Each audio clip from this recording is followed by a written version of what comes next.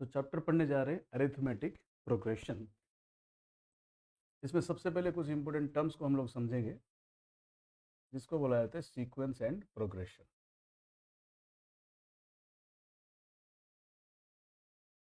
Sequence and progression, मैंने इसको define करने से पहले मैं एग्जांपल से समझाऊंगा। मान लो मैंने एक सेट ऑफ नंबर्स लिखा है यहाँ पे। पहला नंबर चालू किया 2 से, अगला नंबर मैंने 4 लिखा, अगला नंबर मैंने 6 लिखा। क्या आप आने वाले नंबर्स बता पाओगे बेटा? जी सर, बिल्कुल बता पाएंगे। पहला नंबर 2 1 जा 2, अगला नंबर 2 2 जा 4, 2 3 जा 6, तो ऑब्वियस बात है। तो fourth number is going to be 2 4 जा 8, fifth number is going to be 2 5 जा 10 and sixth number is going to be 2 6 जा 12। तो इन जनरल मैं अगर बोल दूँ इसका nth नंबर बताओ, तब ये भी बोल सकते हो this is 2 into N, this is 2 into N. बेटा यहाँ पे हमें एक रूल मिला है। रूल क्या है? या तो बोल सकते हो कंसेक्यूटिव नंबर्स के बीच में 2 का डिफरेंस है, 2 से 4 गया, 4 से 6 गया, 6 से 8 गया, या फिर ये भी बोल सकते हो ये 2 का टेबल पे चलता है। These are the multiples of 2 written in ascending order. बराबर। जरूर नहीं कि कोई फॉर्मूला से ही लिखा जाए, कोई भी रूल हो सकता है। ये रूल्स लॉजिकल भी हो सकता है, मैथमेटिकल भी हो सकता है। लॉजिकल इन द सेंस, कल को मान लो मैंने पहला नंबर लिख दिया 2, अगला नंबर लिखा 3, अगला नंबर लिखा 5, अगला नंबर लिखा 7, अगला नंबर लिखा 11, अगला नंबर लिखा 13। मैं अगर यहाँ पे क्वेश्चन मार्क करूँ आपके लिए, मतलब आने वाले नंबर्स क्या हो सकते हैं? यहाँ पे कोई मैथमेटिकल फॉर्मूला नहीं है। 2 के बाद 3 तो 1 का गैप आया, 3 के बाद 5 में 2 का गैप आया, 5 के बाद 7 में भी 2, लेकिन यहाँ पे 4 का गैप है, यहाँ पे 2 का गैप आया। तो ये कोई पर्टिकुलर पैटर्न को फॉलो नहीं कर रहे हैं, लेकिन यहाँ पे एक लॉजिकल रूल है। बेटा ये लॉजिक फॉलो कर रहे हैं, लॉजिकल रूल को फॉलो कर रहे हैं। बताओ ये लॉजिकल रूल क्या है? This is written as a set of prime numbers. हम सभी पता है बेटा, प्राइम नंबर्स का ही लिस्ट है। तो यहाँ पे आने वाला नंबर्स मैं बता पाऊंगा as per my past knowledge, लेकिन ऐसा कोई फॉर्मूला नहीं है कि आपको ये बता दे 13 के बाद यहाँ पे 17 आने वाला है। अगला प्राइम नंबर जानते हैं 19, और 19 के बाद we obviously know that next prime number is going to be 23। But there is no fixed pattern here. 17 के बाद 19 आ रहे हैं 2 का गैप में, 19 के बाद 23 आ रहे हैं 4 का गैप। सर क्या बता रहे हैं आप यहाँ पे? बट इन दोनों को ही सीक्वेंस बोला जाएगा। अगर कोई सेट ऑफ नंबर कोई पर्टिकुलर रूल से लिखा जाए, और रूल ये मैथमेटिकल हो सकता है, लॉजिकल भी हो सकता है। फिर से सुनो बेटा, set of numbers written in as per a particular rule but not necessarily mathematical, it can be logical as well. ऐसे रूल्स के सहारे अगर कोई नंबर्स का आपने सेट बना दिया, उसको बोला जाता है सीक्वेंस। सेट ऑफ नंबर्स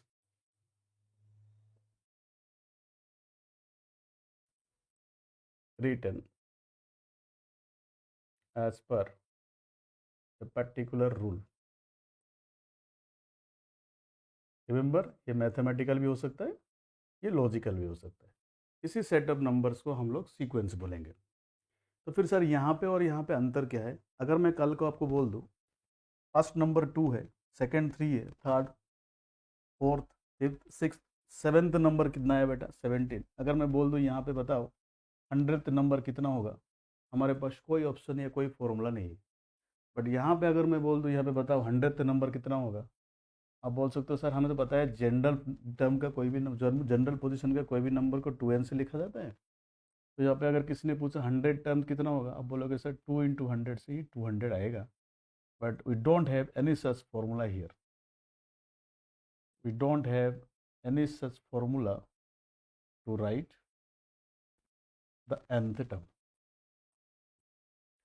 दोनों ही सीक्वेंस है, बट ये सीक्वेंस में nth टर्म के लिए हमारे पास फॉर्मूला है, बट इस सीक्वेंस में we don't have the formula for the nth term. This is merely a sequence. इसको सिर्फ एक सीक्वेंस बोला जाता है, बट इस सीक्वेंस को हम लोग बोलेंगे बेटा प्रोग्रेशन। क्या बोलेंगे बच्चों? इस सीक्वेंस को हम लोग बोलेंगे प्रोग्रेशन। तो what is a progression? Progression is a sequence where we have the formula for the nth term. So what is progression? Any sequence where we have the formula to find the nth term is called a progression. So remember this, दुनिया का सारा sequence progression नहीं होता, but जितना भी progression अब नज़र में आएंगे बेटा सारे के सारे सीक्वेंस होते हैं. तो हम बोल सकते हैं all progressions are sequences.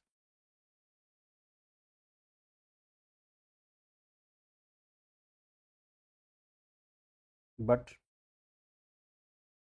The converse is not true. तो शुरू करने जा रहे हैं बेटा अरिथमेटिक प्रोग्रेशन. एक एग्जांपल से मैं चालू करूंगा. ओके, मान लो मैंने लिखा एक set of numbers 2, 5, 8, 11 and so on. हमने क्या नोटिस किया, अगर एक टर्म से अगर उसका प्रीवियस टर्म को हमने माइनस कर दिया, जैसे कि यहाँ पे 5 minus 2 is going to be equal to 8 minus 5 is also going to be equal to 11 minus 8. एक डिफरेंस हमें एक कॉन्स्टेंट डिफरेंस नज़र आ रहा है बेटा. बिल्कुल ऐसे सीक्वेंस जहाँ पे हर टर्म से प्रीवियस टर्म को अगर मैं माइनस कर दूँ मुझे एक कांस्टेंट वैल्यू मिलेगा, ऐसे सीक्वेंस को बोला जाता है अरिथमेटिक सीक्वेंस. बट आगे चल के we are going to get a formula for its nth term, इसलिए हम इसको अरिथमेटिक प्रोग्रेशन भी बोलेंगे. तो इन जनरल अगर मैं बात बोलूँ बेटा, इन जनरल में बात करूँ बेटा, ये जो कांस्टेंट या कॉमन डिफरेंस मिला उसको हम डी से रिप्रेजेंट करेंगे. This is called the common difference. And इसका पहला टर्म को हम लोग यूजुअली ए से रिप्रेजेंट करते हैं. तो this is called the value of A. और द फर्स्ट टर्म ये सेकेंड टर्म होता है. तो इन जनरल अगर कोई बात करें, कोई भी n+1th टर्म से अगर nth टर्म को गायब कर दो, we are going to get a constant value. इसी को ही हम लोग बोलेंगे d. This is going to be the definition of arithmetic progression. Okay, अब यहाँ पे थोड़ा नज़र डालना बेटा. ये जो एपी है, यहाँ पे जो डी का वैल्यू आया, डी का वैल्यू यहाँ पे 3 आया, और 3 हमेशा 0 से बड़ा होता है, यानी कि डी का वैल्यू यहाँ पे पॉजिटिव आ रहा है. जिस दिन डी का वैल्यू ग्रेटर देन 0 आता है, समझ जाना जो एपी आएगा that is going to be an increasing AP. यहाँ पे नज़र आ रहा है बेटा 2 से बढ़ के 5 हुआ, 5 से बढ़ के 8 हुआ. तो डी का वैल्यू पॉजिटिव होते ही हम बोलेंगे this AP is going to be an increasing AP. Similarly जिस दिन डी का वैल्यू लेस देन 0 हो जाएगा, एग्जाम्पल ले सकते हो, घटा के जाओ तो लेस देन 0 आएगा. मान लो 5 है, 5 के बाद में मान लो -2 से घटा दिया, कितना आ जाएगा 3. 3 से 2 घटा दिया तो कितना आ जाएगा 1. 1 से 2 घटा दोगे तो कितना आएगा -1. आपने क्या नोटिस किया, यहाँ पे अगर कोई भी टर्म से प्रीवियस टर्म को गायब करोगे वो कांस्टेंट आ रहे हैं, और कांस्टेंट वैल्यू कितना आ रहे हैं -2. This is negative. अगर कहीं भी एपी दिखा, उस एपी में डी का वैल्यू नेगेटिव आ रहा है, this is going to be a decreasing AP. और तीसरा केस क्या हो सकता है बेटा, डी का वैल्यू ना पॉजिटिव होगा ना नेगेटिव, वैसे वैल्यू को बोला जाता है 0. जैसे कि एग्जाम्पल ले सकते हैं 5, 5, 5 and so on. This is also an AP. इस एपी में डी का वैल्यू 0 है, क्योंकि डी का वैल्यू में कोई बदलाव नहीं है, इसलिए we are going to get a constant AP. ऐसे एपी को बोला जाता है कॉन्स्टेंट एपी. तो basing on the value of d only we have 3 different types of AP. D positive तो समझ जाना बेटा, this is going to be an increasing AP. D negative तो समझ जाना, we are going to get a decreasing AP. और d का value 0 होने से we are going to get a constant AP. Is it okay? उसके बाद AP का एक स्टैंडर्ड नोटेशन होता है, उसको थोड़ा पढ़ लेंगे. और इस चैप्टर में ज़्यादा कुछ थ्योरी के नाम पे कुछ नहीं होगा, कुछ डेरिवेशन करेंगे और खूब सारे सवाल करेंगे इस चैप्टर में. अगर कोई एपी का आपको मान लो फर्स्ट टर्म पता है, फर्स्ट टर्म मतलब जहाँ से एपी शुरू होता है उसको T1 से यानी कि ए से रिप्रेजेंट करेंगे. अगर कॉमन डिफरेंस को हमने डी से रिप्रेजेंट कर लिया तो अंडरस्टूड है the AP is going to be something like this, a plus d. क्योंकि कॉमन डिफरेंस डी है तो डी से बढ़ता जाएगा. एक डी और जोड़ दो तो ये बन जाएगा a+2d, a+3d and so on. याद रखना बेटा, इसमें अरिथमेटिक सीक्वेंस की जगह हम लोग कौन सा टर्मिनोलॉजी यूज़ कर रहे हैं, arithmetic progression. That means we are going to get the formula for its nth term. Okay बेटा, तो सबसे पहले इस एपी में हम लोग फॉर्मूला डिराइव करेंगे फॉर nth टर्म. फॉर्मूला कैसे डिराइव करें, देखो बेटा, सबसे पहले हमने पहला टर्म को क्या माना, ए. सेकेंड टर्म को क्या माना यहाँ पे ए प्लस डी बराबर, थर्ड टर्म को माना बेटा ए प्लस 2d, फोर्थ टर्म को हमने माना ए प्लस 3d।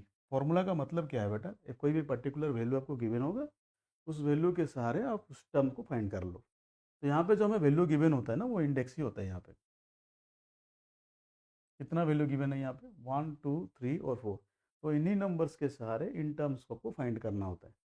तो सबसे पहले एपी में आपको क्या गिवन होगा, फर्स्ट टर्म, एंड दूसरा चीज़ क्या गिवन होगा बेटा, डी।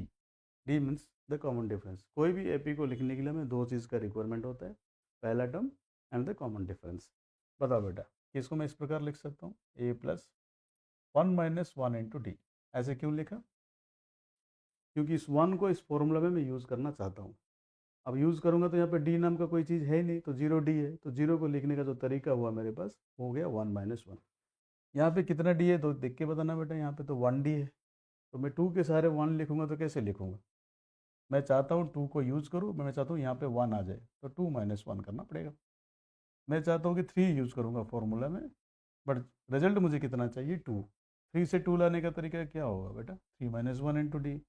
मैं चाहूँगा 4 यूज हो जाए, और रिजल्ट में मुझे क्या चाहिए, 3। तो मैं क्या लिख सकता हूँ, ए प्लस 4 - 1 इंटू जी। इसका मतलब इन जनरल अगर किसी ने पूछा what is the nth term of the sequence, आप बोल सकते हो जैसे इस लॉजिक को फॉलो कर रहे हैं, यहाँ पे जहाँ जो भी चीज़ यहाँ पे लिखा गया, यहाँ पे 1 घटाना पड़ा आपको। 3 के बाद 3 माइनस हुआ, 2 के बाद 2 - 1, 1 के बाद 1 - 1। तो इन जनरल क्या मैं बोल सकता हूँ, T n is going to be a plus n - 1। तो शुरू करने जा रहे हैं बेटा न्यूमेरिकल्स ऑन एपी। ओके, सबसे पहला टाइप जो मैं आपको सिखाऊंगा, उसमें एपी का दो टर्म्स गिवन होगा। जैसे कि मान लो इसका पहला टर्म मैंने 10 ले लिया, अगला टर्म ले लिया 20, 30, 40, 50 and 60 and so on. Obviously इस एपी का मुझे कोई भी दो टर्म्स यहाँ से चूज करके देना है क्वेश्चन बनाने के लिए। तो मैंने मान लो थर्ड टर्म इस एपी का दे दिया 30, और इस एपी का मैंने सिक्स्थ टर्म दे दिया यहाँ पे 60। इनके अलावा इस एपी के बारे में कोई एडिशनल इन्फॉर्मेशन मैंने नहीं दिया, क्योंकि एपी का इन्फॉर्मेशन मतलब पहला टर्म होता है और कॉमन डिफरेंस होता है। This AP is now hidden. आपको इस एपी का दो टर्म गिवन है, इन दोनों टर्म से आपको कोई भी टर्म पूछ लेगा। T200 मान लो पूछ लिया इसने, या T400। इसका मतलब इन दोनों टर्म्स के सहारे हम क्या करेंगे, कोई भी टर्म को फाइंड करेंगे। सबसे पहले कोई भी क्वेश्चन सॉल्व कर रहे हो तो एपी में कितना अननोन्स होते हैं बेटा, दो ही अननोन्स होते हैं। एपी में बेटा दो ही अननोन्स होते हैं, एक होता है ए, दूसरा होता है डी। हेडिंग में पॉइंट। और क्वेश्चंस बेटा टी एन और एस एन पे ही पूछा जाएगा। टी एन क्या होता है, कोई भी जनरल टर्म, एस एन हम लोग आगे चल के पढ़ने वाले हैं। पर चाहे फॉर्मूला टी एन का हो या एस एन का हो, जो यहाँ पे वेरिएबल्स इन्वॉल्व होते हैं, those variables are a and d. इसका मतलब ए और डी का वैल्यू अगर पता है तो एपी का कोई भी इन्फॉर्मेशन वो पूछेगा, we are ready to answer. यहाँ पे कोई भी टर्म पूछे इसके बारे में बाद में सोचेंगे, सबसे पहले हमारा जो रिक्वायरमेंट है उसको ढूंढेंगे। हमारा रिक्वायरमेंट क्या है बेटा, ए एंड डी। ओके, याद रखना एपी में अगर कोई भी दो टर्म्स गिवन होगा, if two terms of the AP are given, in that situation subtracting one term from the other, अगर कोई भी एक टर्म लोगे दूसरे से माइनस कर दोगे, we are going to get the value of d. ये जो कॉमन डिफरेंस है ना वो डी मिलेगा। जैसे कि T6 का वैल्यू बताओ, T6 is going to be a plus 5d as per formula. यहाँ से एक कम होना है यहाँ पे, और इसका वैल्यू भी आपको गिवन है 60। T3 का वैल्यू बताओ बेटा, फॉर्मूला वाइज ये तो ए प्लस 2d होगा, और इसका वैल्यू गिवन है 30। अगर मैं सीधा इस T3 को इस T6 से माइनस कर दूँ, देखो ए का कोफिशिएंट ऑलरेडी 1 है। Do you remember, linear equation solve करने में हम इसको यूज़ कर रहे थे बाय इक्वेटिंग कोफिशिएंट मेथड। ये तो ऑलरेडी 1 है, दोनों का कोफिशिएंट 1 है, तो माइनस करते तो ये उड़ जाएगा। बता बेटा, ए से ए उड़ गया, 5 से 2 जाएगा तो 3d बचेगा, 60 से 30 जाएगा तो 30 बचेगा। डी का वैल्यू इज गोइंग टू 10। अब इस डी का वैल्यू को अगर कोई भी इक्वेशन में हम पुट कर दे, we are going to get the value of A. बस डी मिल गया और ए मिल गया, तो कुछ भी पूछे हमारे पास आंसर है। बताओ बेटा, ए प्लस 2d वॉज 30, और डी का वैल्यू हमें अभी 10 मिला है, तो यहाँ का वैल्यू अगर 10 पुट कर दे तो 20 उससे हट जाके ए का वैल्यू दे देगा बेटा 10। क्या सीख मिला बेटा, यहाँ पे जो सीख मिला ये है, अगर कोई एपी का दो टर्म्स गिवन है, उन दोनों को सीधा माइनस करने से डी मिलेगा। बेटा टाइप 2, इसमें जो टाइप 2 का क्वेश्चन मैं ले रहा हूँ, टाइप 2 का क्वेश्चन में कुछ इस प्रकार का फॉर्मेट बनेगा बेटा। How many 3 digit numbers are divisible by 7। 7 या कोई भी नंबर दे सकता है। मैंने इस क्वेश्चन को सॉल्व करने का एक यूनिक तरीका बताऊंगा, इसीलिए बताऊंगा बेटा, हमेशा क्वेश्चन सिंपल लैंग्वेज में नहीं होता है। 3 डिजिट नंबर तो आप गेस कर सकते हो, मान लो कल को 5 डिजिट वाला नंबर आ जाए और 7 की जगह कुछ 16, 17, 2 डिजिट वाला कोई भी नंबर दे दे, उस सिचुएशन में आप क्या करोगे, मैं उसको थोड़ा डिस्कस करूँगा यहाँ पे। बड़ी इंपॉर्टेंट है। पहले आप बचपन में डिवीजन किया करते थे बेटा, याद करो। मान लो मैंने 11 को 7 से ही डिवाइड किया, क्या 7 1 जा 7 आएगा, रिमाइंडर कितना आएगा बेटा 4। But this 11 is not divisible by 7 as it is living a reminder, non zero reminder यहाँ पे आने के कारण बेटा ये 11 is not the multiple of 7। ये बात हमें क्लियर है। अगर हम इतना जानते हैं तो एक चीज़ कन्फर्म है, अगर मैं चाहता हूँ कि 11 7 से डिवाइड हो जाए तो हमारे पास एक्चुअल में दो तरीका होता है। बोला बेटा क्या तरीका है, अगर लोअर क्लास में भी ये पढ़ाया गया होगा, अगर याद है तो बोल सकते हो। क्योंकि ये 4 यहाँ पे ज़्यादा है, तो पहला तरीका तो ये बोल रहे हैं सर आप 11 माइनस 4 कर दोगे, whatever number you are going to get that is going to be divisible by 7।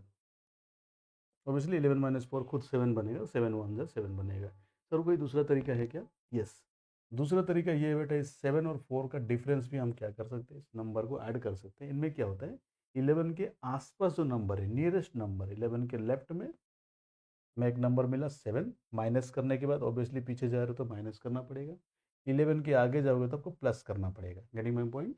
11 के आगे अगर प्लस करना पड़ेगा तो इसे कौन सा नंबर जोड़ने से that number is going to be divisible by 7 again, that number has to be the difference between this two. तो यहाँ पे 7 और 4 का जो डिफरेंस होता है ना बेटा, वही नंबर हमें ऐड करना होता है। बताओ कितना ऐड करना होगा? सर 3 को ऐड कर दे तो नेक्स्ट नंबर हमें क्या मिल जाएगा, 14। इन दिस में हमने क्या सीखा बेटा, यहाँ पे अगर कोई नंबर दूसरे से डिविजिबल नहीं हो रहा है, उसके अगल बगल में जो नंबर है उससे फाइंड करने का जो तरीका होता है, पहला तरीका होता है कि रिमाइंडर को माइनस कर दो, या फिर उससे ज़्यादा एडिशनल ऐड करके कोई नंबर फाइंड करना है तो इन दोनों का डिफरेंस को इसमें जोड़ दो। दोनों का मतलब डिवाइजर और रिमाइंडर का जो डिफरेंस है उस डिफरेंस को यहाँ पे जोड़ना होता है। ये क्यों बोला, ये बात थोड़ी देर में समझ में आएगा। इसको इन टाइप के क्वेश्चन को सॉल्व करने के लिए जो तरीका मैं बताऊंगा, तो सबसे पहले आपको ऐसे क्वेश्चन में फर्स्ट और लास्ट नंबर फाइंड करना बहुत ज़रूरी होता है बेटा। जैसे कि मान लो 3 डिजिट नंबर्स बोल दिया, हम सब जानते हैं 3 डिजिट नंबर्स कहाँ से चालू होते हैं, ये चालू तो 100 से होता है, और कहाँ ख़त्म होगा बेटा, 999 से ख़त्म होगा। क्योंकि क्वेश्चन में रिस्ट्रिक्शन दिया है 3 डिजिट का नंबर्स, इसका मतलब जो भी नंबर्स आप इनमें से पिक करोगे वो 3 डिजिट का होना चाहिए। अगर इसे मैं कम कर दूँ तो 2 डिजिट वाला नंबर हो जाएगा, इसे मैं ज़्यादा कर दूंगा तो 4 डिजिट वाला नंबर हो जाएगा। ध्यान रहे, यहाँ पे ज़्यादा नहीं करने का मतलब यहाँ पे प्लस नहीं करने का, यहाँ पे कम नहीं करने का मतलब यहाँ पे माइनस नहीं करने का। क्या मैं बोल रहा हूँ बेटा, समझो। मुझे वो नंबर चाहिए जो 7 से कटेगा, बट ये तो कटेगा नहीं, ऑब्वियसली तो 100 7 से कटेगा नहीं, तो मैं क्या कर रहा हूँ बेटा, 100 को 7 से डिवाइड करने की एक बार कोशिश कर रहा हूँ। 7 14 जा यहाँ पे 98 आएगा। बताओ कितना रिमाइंडर बच गया, 2। अब मेरे पास दो तरीका है, 100 के अगल बगल में वो नंबर ढूंढने का मेरे पास दो तरीका है, या तो 100 में से कुछ माइनस कर दूँ, या तो 100 में से कुछ प्लस कर दूँ। अगर मैं इस रिमाइंडर को यहाँ से माइनस कर दूंगा तो I am going to get a 2 digit number 98, and that number is not allowed being a 2 digit number. ये एक 2 डिजिट नंबर होने के कारण ये अलाउड नहीं है, तो हमें 3 डिजिट नंबर पे चलना पड़ेगा। तो बताओ बेटा, 100 में 3 डिजिट नंबर करना है तो कुछ ना कुछ जोड़ना पड़ेगा। तो ये जोड़ने का मतलब यहाँ पे कितना जोड़ना पड़ेगा, यहाँ पे जोड़ने का मतलब है 7 minus 2 is going to be equal to 5।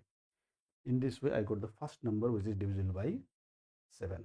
बताओ बेटा, 100 तो डिविजिबल नहीं था, 100 में अगर 5 जोड़ दो तो नेक्स्ट नंबर कितना आ रहा है, 105, and this is my first number of the required AP. यहाँ पे एपी ही बनने वाला है, क्योंकि मुझे वो सारे मल्टीपल्स किसका लेना है बेटा, 7 का, तो 7 का फासले में एक एपी बनेगा।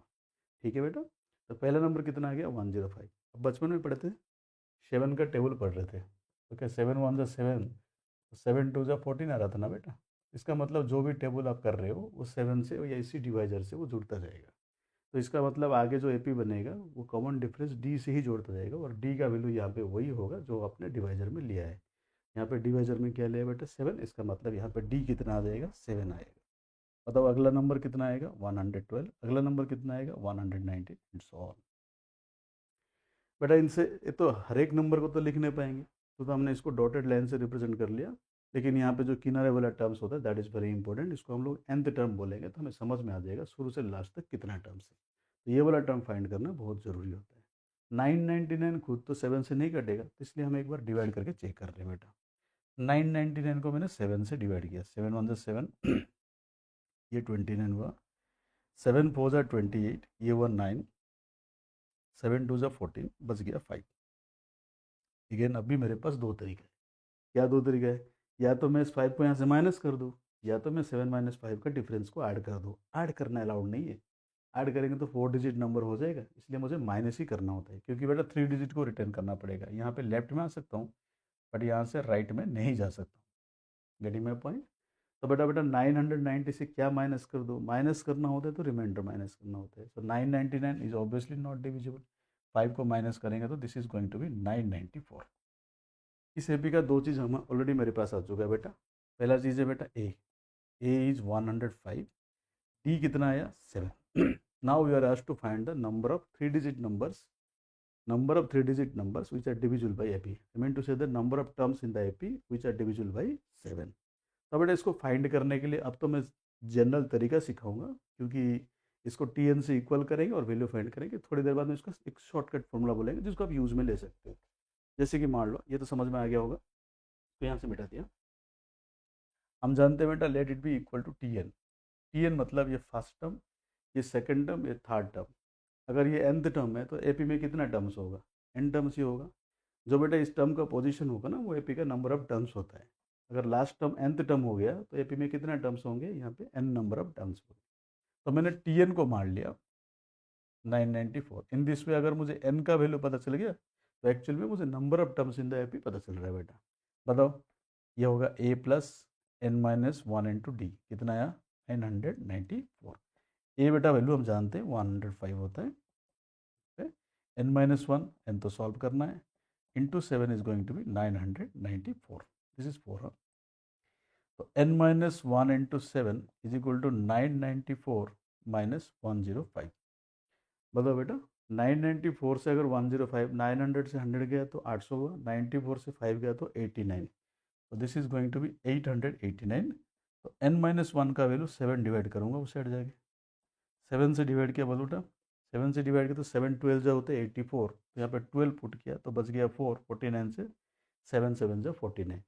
तो n का वैल्यू यहाँ पे कितना आ रहा है? n is going to be 128।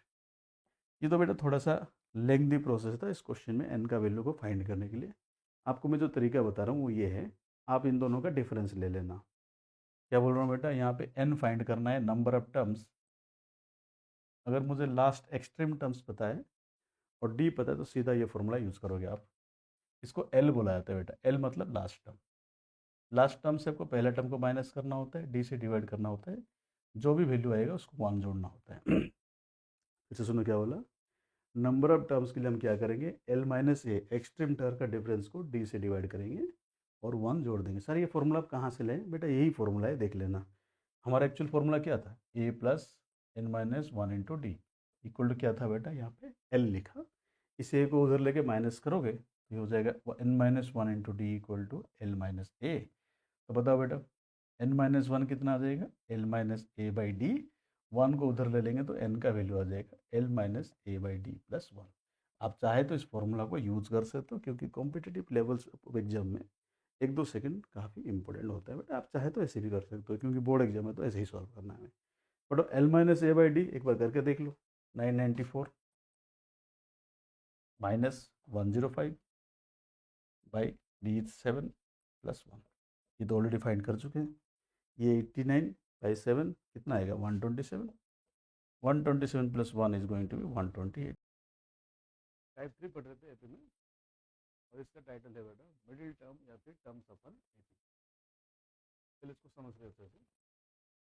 मान लो मैंने एक एपी लिखा है यहाँ पे 2 5 एंड 3, और एक एपी यहाँ लिखा बेटा 20 40 60 80 100 एंड 120।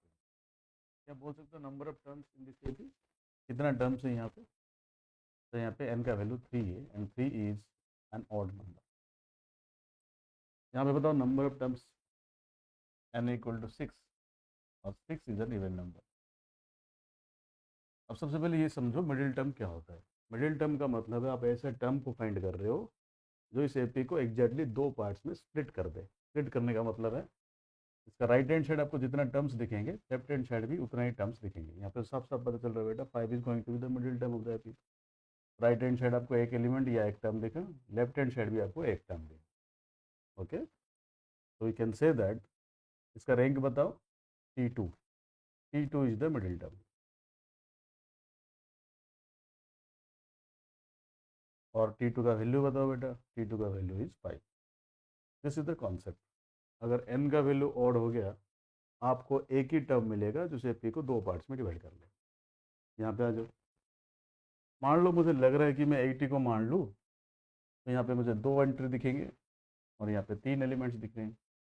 तो 60 को मान लेंगे तो उधर तीन दिखेंगे, इधर दो दिखेंगे बेटा। तो यहाँ पे 60 और 80 दोनों को कंसीडर करना पड़ेगा। अगर इसको एक ब्लॉक मान लूँ, एक पेयर मान लूँ, तो राइट हैंड साइड हमें दो टर्म्स दिखाई दे रहे हैं, लेफ्ट हैंड साइड में हमें दो टर्म्स दिखाई दे रहे हैं। तो यहाँ पे अगर आप चाहते हो कि मिडिल टर्म निकालो तो सिंगल टर्म नहीं आएंगे, यहाँ पे पेयर ऑफ टर्म्स आएंगे। मतलब if n is even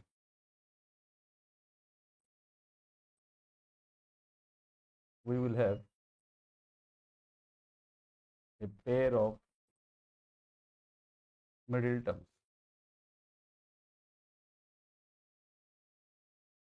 If n is even, we'll have a pair of middle terms. तो फिर हम फाइंड कैसे करें, कैसे लिख लिख के फाइंड करेंगे? नहीं, हम इसके लिए एक फॉर्मूला बनाते हैं। फॉर्मूला क्या है बेटा? अगर n का वैल्यू ऑड हो गया वी यूज दिस फॉर्मूला। हम जानते हैं यहाँ पे एक ही टर्म होगा मिडिल टर्म, तो हम इसको मिडिल टर्म लिखेंगे singular, is going to be n plus 1/4 item. बताओ बेटा n कितना है? n इज 3, 3 प्लस 1/2 मतलब second item is going to be the middle item. तो यहाँ पे जो इस एपी का मिडिल टर्म है that is nothing but T2 only.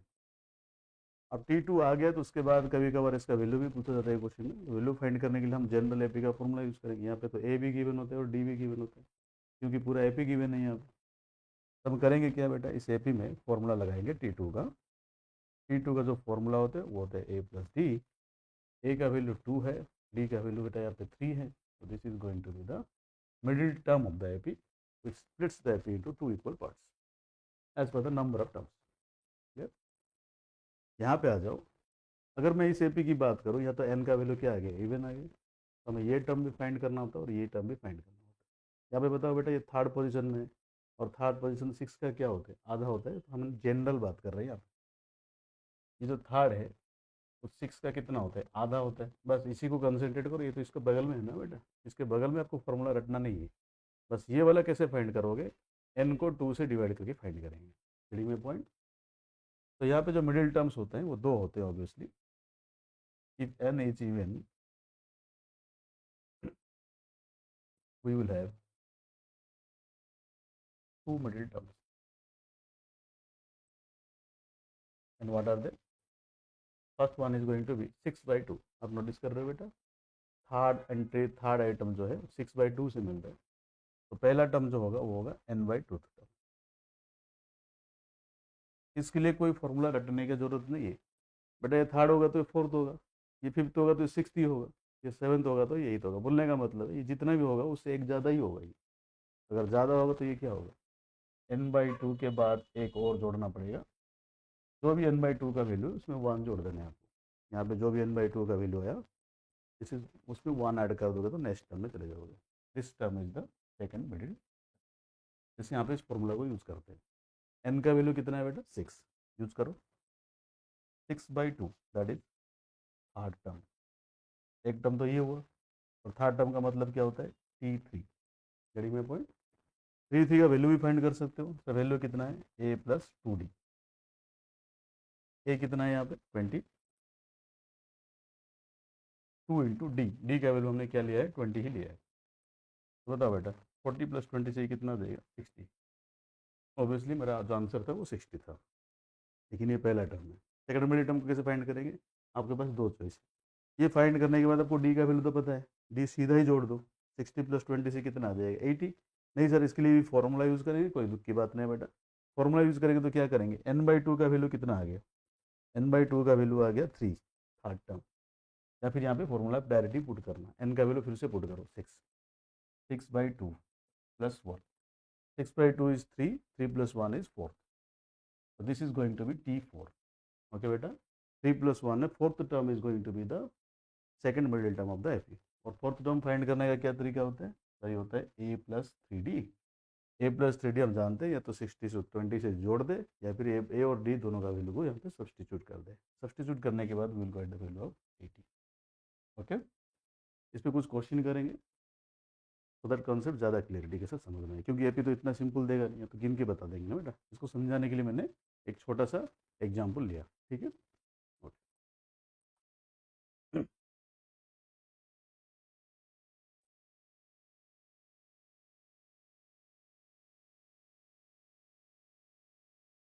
तो जो पहला क्वेश्चन ले रहे ये 6, 13, 20, 27 डॉट डॉट डॉट 260। रिमेंबर ये CBSE 2015 का क्वेश्चन है। ओके बेटा, 6, 13, 20, 27 ये एपी में आपको गिन के नहीं, आप तो एक टर्म को गिन के नहीं बताओगे ना, ऑड है या इवन, ये बताएगा इसमें ऑड नंबर ऑफ टर्म्स है, इवन नंबर ऑफ टर्म्स है। क्योंकि पिछली क्लास में आपको समझाया था मैंने, अगर कोई एपी ऐसे लिखा है 2, 5 एंड 8, बताओ ये कौन सा टर्म है, 8 है। लेकिन अगर ये पता चल गया कि ये थर्ड टर्म है, इनमें डिफरेंस समझो बेटा, हम वैल्यू की बात नहीं कर रहे हैं, हम इसकी रैंक की बात कर रहे हैं। मैं बोला ये T3 है, तो आप बोल दोगे ना इस एपी में कितने टर्म्स, 3 टर्म्स है। कैसे पता चला, क्योंकि अगर लास्ट वाले बच्चों का रोल नंबर पता है तो क्लास में कितने बच्चे हैं आसानी से बोल सकते हैं। तो ये बात है यहाँ पे, इसका मुझे रोल नंबर चाहिए। यहाँ पे वैल्यू की कोई इंपॉर्टेंस नहीं है, वैल्यू तो 216 है। अब इसका मुझे पोजीशन चाहिए, उस पोजीशन को फाइंड करने के लिए हमने मान लिया let this be nth term. अगर ये nth टर्म है तो हम फॉर्मूला लगा सकते हैं Tn is equal to 260। Remember this, यहाँ पे जो n है ना, इसकी वैल्यू की बात नहीं कर रहे, इसकी पोजीशन की बात कर रहे, कौन सा पोजीशन पे ये टर्म अवेलेबल है। हमने माना कि nth पोजीशन पे ये टर्म अवेलेबल है। अगर ये फाइंड कर लिया तो सही है, नहीं तो मैं आपको दूसरे तरीके भी बताया था, उसमें भी करते हैं एक बार। Tn को 216 पुट किए, 6 plus n-1 into 7 equal to 216। 6 को उधर लेने से बेटा n-1 इंटू 7 का वैल्यू कितना आएगा, तो 210 आएगा। तो n-1 का वैल्यू कितना आएगा, 210/7। This is going to be 30। तो यहाँ पे n का वैल्यू आ रहा है 31। n का वैल्यू कितना आ रहा है यहाँ पे 31। तो n का वैल्यू जो 31 आया, वो बोल रहे हैं इस एपी में 31 टर्म्स है। इससे कोई मतलब नहीं, इससे एक ही चीज़ मतलब है, फॉर्मूला यूज़ करने में आसानी होगा बेटा। हमें ये पता चलना चाहिए ना ये ऑड है कि इवन है। ऑड होगा तो इस एपी में कितना टर्म्स है, जो मिडिल टर्म है एक ही टर्म्स है। हम बोल सकते हैं मिडिल टर्म इज n+1/2। बताओ, n का वैल्यू 31 है, 31 + 1/2 that is T16 is going to be the middle term. Value भी पता करना है, तो एग्जैक्ट वैल्यू कितना आएगा T16 का, a + 15d। ए कितना है 6, 15 इंटू डी का वैल्यू 7 है, तो 6 + 105 you are going to get the value as 111। Done, this is the middle term of the AP. 15 7 0 105, 105 + 6 is 111। Done बेटा। बट ये चीज़ को फाइंड करने के लिए मैं आपको आसान तरीका भी बोला था, कुछ टाइम बचाने के लिए हम ये कर सकते हैं, इन दोनों का स्ट्रेट अवे डिफरेंस फाइंड कर लेना। दोनों का जो कॉमन डिफरेंस है डिवाइड कर लेना, सीधा जोड़ देना। आंसर कितना आएगा बेटा, सॉल्व करने के बाद सीधा आंसर कितना आ जाएगा 31। तो एक स्टेप में टाइम बचने के लिए आप ये फॉर्मूला को डायरेक्ट यूज़ कर सकते हो, ठीक है। ये तो हुआ क्वेश्चन। अगर इस क्वेश्चन को थोड़ा सा पलटा दूँ और एक क्वेश्चन ले लूँ जिसमें इवन नंबर ऑफ टर्म्स आ सकते हैं, वो भी देख लेंगे। मान लो यहाँ पे मैंने 7 कंसिडर किया, 7, 13, 19 डट डट डट मान लो, this is given up to 241। बताओ यहाँ पे सबसे पहले क्या लिखा है, ए कितना दिया है, ए इज गिवन एट 7। यहाँ पे जो कॉमन डिफरेंस है वो 6 गिवन है, और इसको हमने मान लिया nth टर्म, है ना बेटा। अगर इस टर्म का मुझे पोजीशन पता चल गया ना, इस एपी में कितना टर्म्स है वो पता चल गया, तो Tn को मैंने मानो 241। तो बताओ बेटा फॉर्मूला क्या है Tn का, a + n-1 into D equal to 241।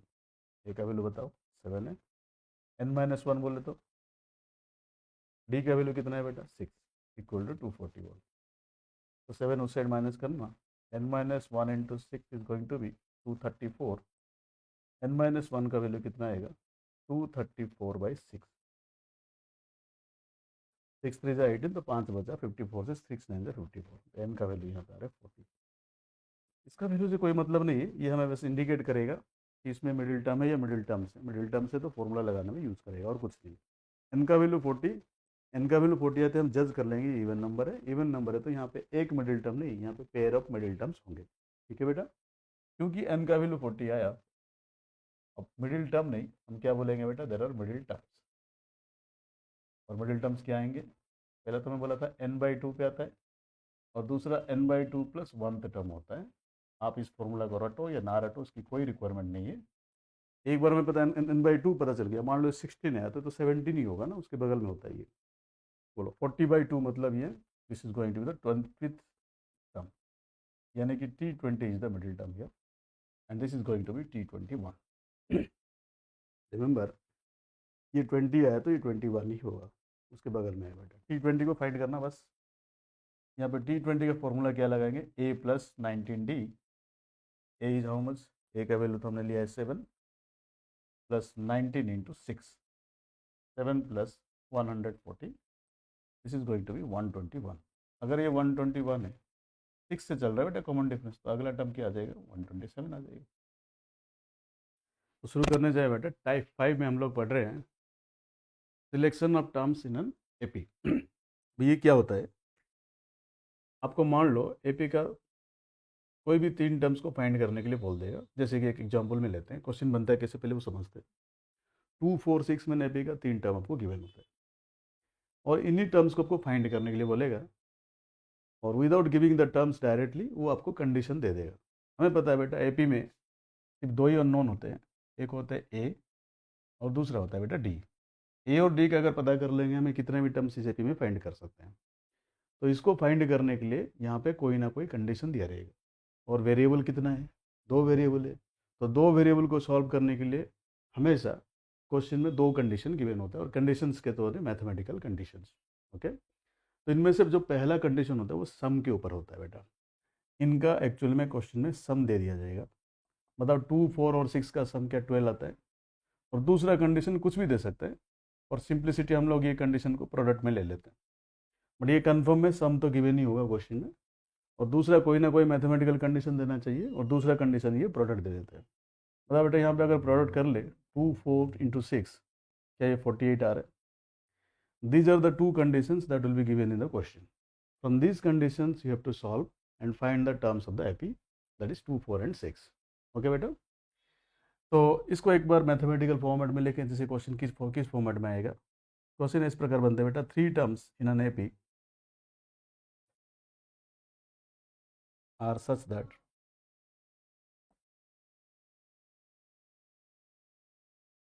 their sum equal to 12 and product equal to 48। इस क्वेश्चन में जो इम्पोर्टेंट पार्ट है, यहाँ पे selection of terms in an AP, मतलब जो टर्म्स आप ले रहे हो ना एपी में, 3 टर्म्स आपको लेना ही पड़ेगा सॉल्व करने से पहले। उन टर्म्स का जो सिलेक्शन होता है वो काफ़ी इंपॉर्टेंट होता है।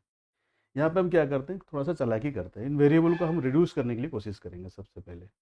और क्योंकि हर क्वेश्चन में सम गिवन होता है, तो इसी के सहारे हम क्या करते हैं बेटा, अपना पहला सिलेक्शन इंपॉर्टेंट तरीके से बनाते हैं। और तरीका क्या होता है, तरीका ये होता है कि हम लोग चाहते हैं कि यहाँ से कोई एक वेरिएबल को गायब कर दे।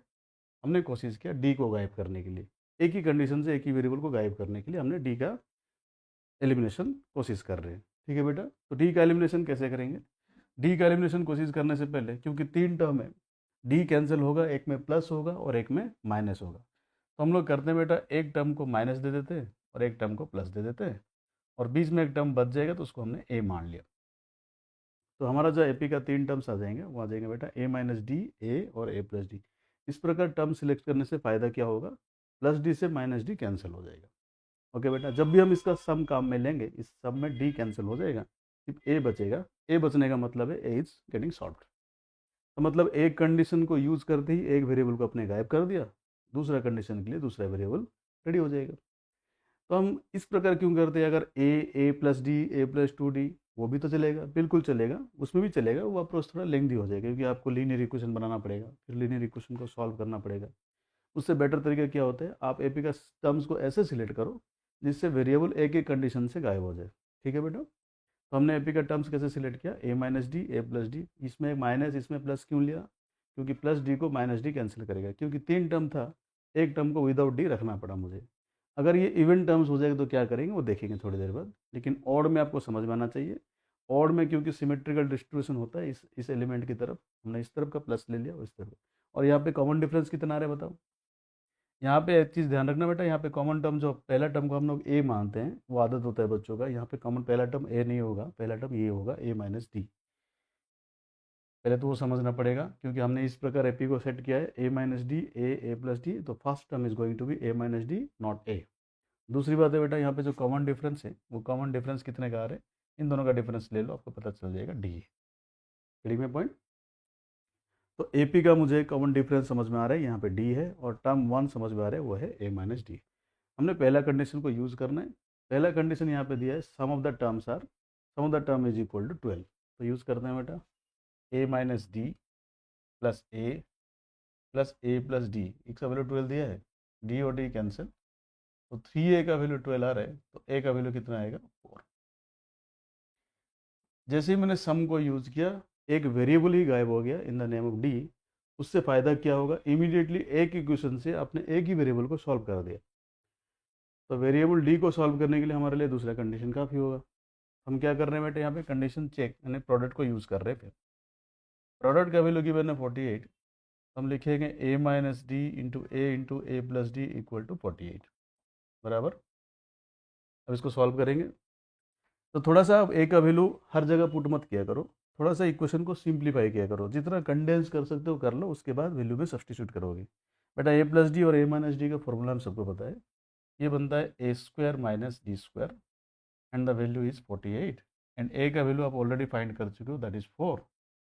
4 times a square minus d square equal to 48, तो a square minus d square का वैल्यू आएगा बेटा 12, ए का square that is 16, 16 minus d square का वैल्यू 12 आ रहा है, इसको सॉल्व करने से डी का स्क्वायर आएगा 4। बड़ी इंपॉर्टेंट बात है यहाँ पे, कभी भी इवन पावर को सॉल्व करोगे तो आंसर में हमेशा प्लस माइनस आएगा। इवन पावर की बात कर रहे हैं, इवन पावर जब भी सॉल्व करोगे आंसर हमेशा प्लस माइनस आएगा। जैसे कि बेटा अगर कहीं पे लिखा है d to the power 2 equal to 16, तो हमें ये चेक करना पड़ेगा डी स्क्वायर किसका स्क्वायर होता है, प्लस माइनस 4 का स्क्वायर होता है। कल को अगर इवन पावर में कुछ देते जैसे कि x to the power 4 equal to 81, x to the power 4 किसका फोर्थ पावर होता है, प्लस माइनस 3 का फोर्थ पावर होता है, क्योंकि पावर इवन होते हैं हम जानते हैं, बेस नेगेटिव होने से भी वैल्यू पॉजिटिव आएगा, बेस पॉजिटिव होने से भी वैल्यू पॉजिटिव आएगा। इन दिस वे एक्स का क्या वैल्यू आता है बेटा, प्लस माइनस 3, यहाँ पे डी का क्या वैल्यू आता है, प्लस माइनस 4। आया समझ में, तो यहाँ पे डी का एक वैल्यू नहीं, यहाँ पे डी का कितना वैल्यू आएगा, प्लस माइनस 2। लेकिन हमने जब क्वेश्चन बनाया था वो क्वेश्चन में साफ साफ पता चल रहा है डी का वैल्यू हमने 2 से लिया था, है ना बेटा। रिमेंबर मैं आपको बोला था, अगर कोई एपी जा रहा है एक फॉरवर्ड डायरेक्शन में, रिवर्स डायरेक्शन में भी एक एपी बन सकता है, और इसका कॉमन डिफरेंस मान लो 2 है तो उसका कॉमन डिफरेंस बन जाएगा -2। इसका कॉमन डिफरेंस अगर डी है तो उसका कॉमन डिफरेंस बन जाएगा -d। So is the situation, D का वैल्यू +2 है, हम इंक्रीजिंग ऑर्डर में जा रहे हैं, डी का वैल्यू जैसे ही नेगेटिव हो गया हम रिवर्स डायरेक्शन में डिक्रीजिंग ऑर्डर में आ रहे हैं उसी एपी के साथ। आया समझ में, तो यहाँ पे डी का 2 वैल्यू का मतलब है आपका जो टर्म्स का सीक्वेंस रहेगा वो 2 अलग अलग होगा, एक फॉरवर्ड डायरेक्शन में एक बैकवर्ड डायरेक्शन में। देखते हैं बेटा, हमारे पास जो एपी का टर्म्स था वो क्या था, a minus d, a and a plus d, इसी ऑर्डर में हमें वैल्यू को सॉल्व करना होता है। ऐसे नहीं कि ए मिल गया, ए का वैल्यू 4 है तो पहला टर्म को 4 मान लोगे, नहीं, यहाँ पे ए का मतलब पहला टर्म नहीं है, यहाँ पे ए का मतलब ये सेकेंड टर्म। तो बोलो बेटा ए का वैल्यू तो 4 ही होगा ना, ये तो चेंज नहीं होगा, इसका मतलब हमें ए का वैल्यू पहले पुट कर देना है, और डी का वैल्यू हमने एक बार +2 में लेना है, एक बार -2 में लेना है। करेक्ट माय पॉइंट, अगर मैं +2 डी का वैल्यू लूँगा तो 4 + 2 से ये वैल्यू 6 आ जाएगा, और इसको डी से घटाना है तो 4 - 2 से ही आ जाएगा 2। अगर डी का वैल्यू मुझे -2 लेना है तो दिमाग लगाने का ज़रूरत नहीं है, ए का वैल्यू तो दोनों जगह पे 4 ही आएगा बेटा, क्योंकि ए का वैल्यू तो चेंज नहीं होने वाला है। According to the sign of d plus minus we are going to get an AP in reverse order. इसका मतलब है इसी को पलटा के आप लिख सकते हो इस डायरेक्शन में, क्योंकि हम जानते हैं डी का साइन चेंज करते हैं एपी का डायरेक्शन चेंज हो जाएगा। बोलो बेटा, यहाँ पे 6 आ जाएगा, यहाँ पे 2 आ जाएगा। Getting my point? आप चेक कर सकते हो, -2 से इंक्रीज करते जाना या डिक्रीजिंग ऑर्डर पे जाना 2 के साथ, you are going to get the AP in a reversed order. समझ में आया? बट तो सिलेक्शन ऑफ टर्म्स चल रहा था बेटा एपी में, टाइप 5 में हम लोग पढ़ रहे हैं अभी तक, लेकिन हमने पिछले क्लास में 3 टर्म्स का एपी का सिलेक्शन पढ़े थे। अब इसको जनरलाइज कर रहे हैं। मैं इसको ऐसे जनरलाइज कर रहा हूँ बेटा। ऑड नंबर ऑफ टर्म्स अगर सिलेक्ट करना है तो क्या करेंगे, और इवन नंबर ऑफ टर्म्स को सिलेक्ट करना है तो क्या करेंगे। ओके, क्योंकि ये जनरलाइज्ड रिजल्ट है, सबको ज़्यादा अच्छे से समझ में आएगा। ऑड नंबर ऑफ सिलेक्शन होगा तो क्या करेंगे एपी में, इवन नंबर ऑफ सिलेक्शन होगा तो क्या करेंगे एपी में।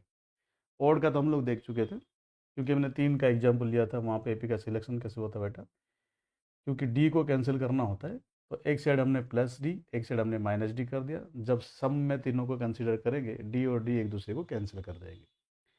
बट यही सिचुएशन में अगर इवन होगा तो इस ए टर्म की रिक्वायरमेंट नहीं है, क्योंकि इवन नंबर ऑफ टर्म्स में डी को हर जगह से कट करना है आपको, क्योंकि हर एक जगह पे प्लस होगा तो दूसरे को माइनस ही तो कैंसिल कर सकता है। इसलिए हमने यहाँ पे जो तरीका बना रहे, तो सबसे पहले 4 के लिए सोचते हैं, और इसी फंडे से 3 के लिए, 5 के लिए, 7 के लिए वैसे ही लिख सकते हैं। 5 7 पे तो क्वेश्चन नहीं आएगा, 4 से ज़्यादा भी इवन पे क्वेश्चन नहीं आता, फिर भी जनरलाइज करके एक बार समझते हैं कैसे होगा।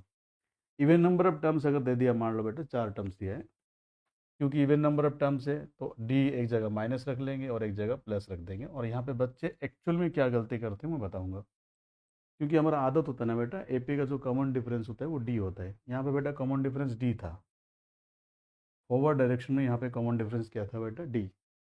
लेकिन यहाँ पे फॉरवर्ड डायरेक्शन में कॉमन डिफरेंस डी नहीं है, बड़ी ध्यान से देखना। डी और माइनस डी तो हमने लिया, मजबूरी है बेटा, क्योंकि प्लस डी को माइनस डी कैंसिल करेगा। लेकिन फॉरवर्ड और बैकवर्ड डायरेक्शन में अगर सोचेंगे, यहाँ पे फॉरवर्ड डायरेक्शन में जो कॉमन डिफरेंस होगा वो डी नहीं होगा। बच्चे का आदत क्या होता है, ए प्लस डी के बाद तुरंत क्या लिख देना, ए प्लस 2D, और इमीडिएटली क्या हो जाएगा बेटा, गलत हो जाएगा। क्योंकि ए प्लस डी के बाद हमें रटा हुआ रहता है कि नेक्स्ट टर्म क्या होता है, ए प्लस 2D। पहले सीक्वेंस को समझो। एपी का मतलब होता है कोई भी टर्म से प्रीवियस टर्म को जैसे ही आपने माइनस किया, आपको डी का वैल्यू मिलेगा। ये प्रॉब्लम होता है कि हमने यहाँ पे डी को ही यूज़ कर लिया। ओके बेटा, एक काम करो, आप यहाँ पे ए प्लस डी से ए माइनस डी को एक बार माइनस करके देखो बेटा। एक टर्म से प्रीवियस टर्म को माइनस करने से जो वैल्यू मिलेगा वही तो कॉमन डिफरेंस होता है। तो यहाँ पे आएगा वैल्यू ए प्लस डी, और ये माइनस ए प्लस डी, डी माइनस से एक दूसरे को कैंसिल कर देंगे। तो यहाँ पे कॉमन डिफरेंस के नाम पे डी नहीं बल्कि कितना आ रहा है बेटा, 2D। Okay, since the common difference is 2D, तो ए प्लस डी के बाद अगर मैं 2D जोड़ूंगा तो ए प्लस 2D नहीं बल्कि ए प्लस 3D आएगा। बड़ी ध्यान से देखना बेटा, पहले तो हम टर्म्स का सिलेक्शन ऐसे ही करेंगे, ए माइनस डी और ए प्लस डी, लेकिन हमें पता चल गया ए पी बनाना है with A common difference of 2D। तो 2D का कॉमन डिफरेंस अगर मैं यहाँ पे जोड़ूंगा तो ये बन जाएगा ए प्लस 3D। आगे अगर टर्म्स पूछेगा तब भी लिख सकते हैं, नहीं पूछेगा तो लिखने का जरूरत नहीं। 4 टर्म्स में तो ए प्लस 3D से ही काम हो जाएगा। लेकिन मैं ब्रैकेट दे रहा हूँ यहाँ पे, अगर जरूरत पड़ेगा तो हम यहाँ पे ए प्लस 5D भी लिख सकते हैं, नीचे लिखेंगे उसको। बताओ बेटा, सिमिलरली रिवर्स गियर पे आना है, क्योंकि हर एक प्लस के लिए एक माइनस क्रिएट करना पड़ेगा to cancel the value of D. तो ए प्लस 3D में प्लस 3D है तो माइनस 3D, यहाँ से 2D घटा दो। यहाँ पे 2D घटा दूंगा तो 2D का इस डायरेक्शन में -2D होता जाएगा, उस डायरेक्शन में +2D होता जाएगा। तो रिवर्स में आएंगे तो बेटा ए माइनस 3D हो जाएगा, एंड -3D को +3D कैंसिल कर देंगे। This is how you select the number of terms for 4 terms for a given AP. Okay बेटा, ये तो हमारा तरीका हुआ। इसी प्रोसेस को आप कंटिन्यू कर सकते हो। मान लो किसी ने बोल दिया 6 टर्म्स के लिए बताओ, तो 6 टर्म्स के लिए अगर बोलोगे ए माइनस डी और ए प्लस डी तो पहले लिख दोगे, 2D का डिफरेंस चल रहा है, ये बन जाएगा ए प्लस 3D, फिर बन जाएगा ए प्लस 5D, फिर बन जाएगा ए प्लस 7D, फिर बन जाएगा ए प्लस 9D। बताओ बेटा कितने टर्म्स अब लिखने वाले हो यहाँ पे, 1 2 3 4 5 6। उस साइड तो 4 टर्म्स लिख दिया आपने, तो इस साइड भी 4 टर्म्स लिख सकते हो, 4 4 8 और 10। मान लो 10 टर्म के लिए पूछेगा तब भी आप लिख सकते हो, इतनी तो जरूरत नहीं पड़ता है, क्वेश्चन तो 4 से ज़्यादा आता ही नहीं है। बोलो बेटा, जितना प्लस अपने क्रिएट कर देना उतना माइनस की साइड लिख दो।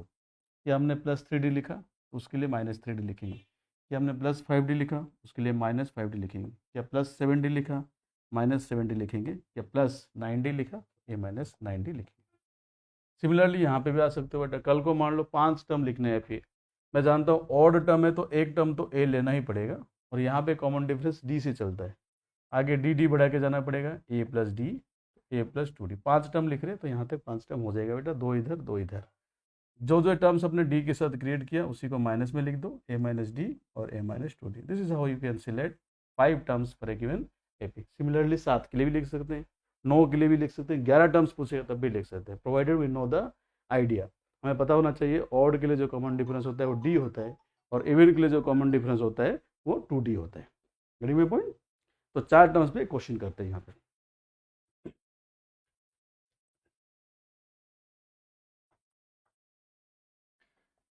चार टर्म्स पे भी क्वेश्चन वही बात है बेटा, मान लो इन कंडीशन के ऊपर क्वेश्चन बना देगा और बोल देगा 4 टर्म्स में एपी में ऐसे सेट कर रहा हूँ, और इसी को फाइंड करने के लिए आपको बोल देगा बेटा 2 4 6 8 these are the 4 terms of an AP. तो क्वेश्चन वाले क्वेश्चन कैसे देंगे आपको, 2 कंडीशन से एपी सॉल्व होता है, एक है ए दूसरा है डी, ये सबको पता है ना। पहला कंडीशन क्या होता है ए, पहला वेरिएबल क्या होता है ए, दूसरा वेरिएबल क्या होता है डी। बेटा यही एपी का 2 कंडीशन है, प्राइमरी कंडीशन है, ए और डी मिल गया तो मतलब पूरा AP you have in your pocket. तो इसीलिए इसने सबसे पहले क्वेश्चन बनाने के लिए यहाँ पे सम का कंडीशन देगा, और दूसरा कंडीशन कुछ भी दे सकते हैं। मान लो अब की बार मैंने कंडीशन ऐसे कर दिया, सम ऑफ स्क्वायर्स ऑफ टर्म्स, और यहाँ पे दे दिया सम। सम मान लो कितना दे दिया बेटा, 6 + 4 = 10, दिस इज 10, 10 + 10 = 20। सम गिवन है इस एपी का 20, 4 टर्म्स एक एपी में दिया है, उसका सम गिवन है 20, और sum of squares of the terms are is given. बोलो बेटा सम ऑफ द स्क्वायर्स कितना होगा यहाँ पे, 2 का स्क्वायर, 4 का स्क्वायर, 6 का स्क्वायर प्लस 8 का स्क्वायर। 2 का स्क्वायर 4 होता है, ये 16 होता है, ये होता है 36, ये होता है 64, ये 100 हो गया बेटा, ये 120 हो गया। Sum of the squares of the 4 terms of the AP is given as 120। तो इसको आप वर्ड्स में लिख के देगा, आप क्या देगा बेटा, in an AP 4 terms are such that their sum equals to 20 and sum of squares equal to 120। बेटा दे तो कुछ भी सकते हैं कंडीशन में, लेकिन ये कंडीशन सम का ही रहेगा, याद रखना। सम का कंडीशन देखते हमने तुरंत दिमाग में स्ट्राइक करना चाहिए, इस सम का कंडीशन को यूज़ करके मैं तुरंत डी को गायब कर लूँगा, ऐसे मैं अपने टर्म्स को सिलेक्ट करूँगा। और ऑड है तो क्या कर सकते हैं हम, पिछले क्लास में देखें बेटा। इवन में क्या करेंगे, ऑलरेडी मैं तरीका बुलाऊँ, सबसे पहले ए माइनस डी और ए प्लस डी को लिख देना है, दिस इज प्राइमरी। और इसके बाद यहाँ पे कॉमन डिफरेंस 2d का आ रहा है, तो 2d का कॉमन डिफरेंस है a + 2d नहीं बल्कि a + 3d आएगा, इस चीज़ का ध्यान रखना है बस, a - 3d। अब इन चारों टर्म्स का अगर मैं सम कर दूँ, जैसे कि a - 3d plus a - d plus a + d plus a + 3d, मुझे ऑलरेडी पता है जितने भी d वाला टर्म्स है सब कर देंगे, क्योंकि हर प्लस के लिए एक माइनस अवेलेबल है, और इसका सम 20 गिवन है, तो 4a का वैल्यू 20 आएगा, तो यहाँ से a का वैल्यू आएगा बेटा 5। डन। ए का वैल्यू आता है मतलब एक कंडीशन को आपने सॉल्व किया, ए का वैल्यू मिल गया, दूसरा कंडीशन को सॉल्व करेंगे तो डी का वैल्यू मिलेगा, तो दूसरा कंडीशन को आप सॉल्व करेंगे। दूसरा कंडीशन में सम ऑफ स्क्वायर्स गिवन है, बट ये टर्म्स गिवन नहीं है, ये तो मैंने क्वेश्चन बनाया यहाँ से, मेरी मेरा point. Sum of the square, sum of the squares में क्या गिवन होगा बेटा, चारों टर्म्स का स्क्वायर का सम, a - 3d का स्क्वायर प्लस a - d का स्क्वायर प्लस a + d का स्क्वायर प्लस a + 3d का होल स्क्वायर। हम जानते हैं परफेक्ट स्क्वायर को कैसे एक्सपेंड करेंगे, पहला टर्म का स्क्वायर a का स्क्वायर, दूसरा टर्म 3d है तो उसका होल स्क्वायर करेंगे तो 9d स्क्वायर आएगा, -2ab, 2 3 जा 6, तो ये आएगा -6ad। ये बताओ, ये है a square plus d square -2ad, और ये बनेगा a square plus d square plus 2ad। समझ में आ रहा है बेटा? ये बताओ, a square plus 9d square plus 6ad, plus 6ad से -6ad प्लस 2ad से -2ad कैंसिल। बताओ ए स्क्वायर कितने बार आ रहे हैं यहाँ पे, ए स्क्वायर आ रहे हैं 4 बार, 4a स्क्वायर। 9d स्क्वायर कितने बार, एक बार 9d स्क्वायर है बेटा, यहाँ पे 9d स्क्वायर, 2 बार 9d स्क्वायर है तो 18d स्क्वायर, यहाँ पे एक d स्क्वायर है 19, और यहाँ पे एक d स्क्वायर है 20, तो ये 4a square plus 20d square का वैल्यू कितना दिया है क्वेश्चन में, 120 गिवन है। क्योंकि a का स्क्वायर का वैल्यू आपने सॉल्व कर लिया, तो a का स्क्वायर को यहाँ पे पुट कर दो, a का वैल्यू है 5, तो a का स्क्वायर आएगा 25 plus 20d square equal to 120। बताओ बेटा, 100 उधर जाएगा तो 20d स्क्वायर का वैल्यू आएगा 20, और d स्क्वायर का वैल्यू आ रहा है 1, तो मैं ऑलरेडी सिखाया था, डी का स्क्वायर अगर यहाँ पे सॉल्व करेंगे तो प्लस माइनस वन का स्क्वायर आएगा, क्योंकि मैं लास्ट क्लास में सिखाया हूँ बेटा, परफेक्ट स्क्वायर या फिर कोई भी इवन पावर को सॉल्व करोगे तो हमेशा प्लस माइनस में आंसर आता है, इस चीज़ का ध्यान रखना, अदरवाइज गलत हो जाएगा। तो यहाँ पे डी का दो वैल्यू आया प्लस माइनस वन। सर ये कैसे, हमने तो डी का वैल्यू टू लिया था और यहाँ पे डी का वैल्यू प्लस और माइनस वन आ रहे, वही तो बात है ना बेटा। हमने डी को डी नहीं माना, यहाँ पे टू डी माना है। क्या माना है बेटा, टू डी। इसका मतलब यहाँ पे जो भी डी का वैल्यू आएगा उसको डबल करना और कॉमन डिफरेंस सोचना, इतना दिमाग भी नहीं लगाएंगे, हम तो सीधा वैल्यूज पुट करेंगे, आंसर निकालेंगे। बोलो बेटा, ए माइनस डी और ए प्लस डी, और ये टर्म क्या है, ए प्लस थ्री डी, और ये टर्म क्या है, ए माइनस थ्री डी। आपको बड़ी ध्यान से यहाँ पे क्वेश्चन को सॉल्व करते हुए जाना है। डी का वैल्यू एक में प्लस वन लोगे, एक में माइनस वन लोगे, बड़ी ध्यान से देखना बेटा। डी का वैल्यू अगर मैं प्लस वन लिया क्या आएगा, माइनस वन लिया तो क्या आएगा, लेकिन याद रखना हमारा जो कॉमन डिफरेंस है वो टू डी है। टू डी का मतलब है अगर ये प्लस वन ले रहे हो तो यहाँ पे कॉमन डिफरेंस टू का आएगा, अगर ये माइनस वन लिखो तो यहाँ पे कॉमन डिफरेंस माइनस टू का आएगा। इस चीज़ का ध्यान रखोगे तो बहुत जल्दी से लिख सकते हो टर्म्स को। ओके, यहाँ पे किसी भी एक टर्म को लिख दो, कोई भी एक टर्म को। मान लो मैंने ए माइनस थ्री डी को सॉल्व किया, वैल्यू पुट करना है, यहाँ पे दिमाग नहीं लगाओगे। वैल्यू बताओ, ए का वैल्यू कितना, सर ए का वैल्यू है फाइव, ए का वैल्यू यहाँ पे फाइव है, माइनस थ्री इंटू डी का वैल्यू, डी का वैल्यू वन है, तो फाइव माइनस थ्री से वैल्यू कितना आ रहा है, टू। समझ में आया। तो ये वैल्यू टू आता है, ये डी को हमने क्या लिया, कॉमन डिफरेंस को टू डी लिया, तो दिमाग नहीं लगा कि हम ये सब को कैलकुलेट करने का जरूरत नहीं है, मुझे पता है कॉमन डिफरेंस अगर पॉजिटिव है तो एपी इंक्रीजिंग ऑर्डर पे जाएगा, कॉमन डिफरेंस नेगेटिव है तो एपी डिक्रीजिंग ऑर्डर पे आएगा। क्योंकि कॉमन डिफरेंस का वैल्यू ऑलरेडी मुझे पता है टू, तो इंक्रीजिंग ऑर्डर पे एपी चलता है। टू, ये फोर, ये सिक्स और ये एट, तो वैल्यूज पुट करने का मुझे कोई रिक्वायरमेंट नहीं है। Getting my point. ए का वैल्यू फाइव था, डी का वैल्यू वन था, फाइव माइनस वन से फोर आएगा। इसको तो सॉल्व करना ही नहीं होता है, क्योंकि हम जानते हैं डी का साइन चेंज करते एपी रिवर्स ऑर्डर में आता है। तो we are going to get the values as eight, six, four and बेटा, this is how you can. तो टाइप 6 पढ़ रहे बेटा अरिथमेटिक प्रोग्रेशन में। इसमें जो सवाल होता है, पहले सवाल लिखते हैं, उसके बाद इसको समझने की कोशिश करेंगे। ये पूछेगा find the fifth term of the AP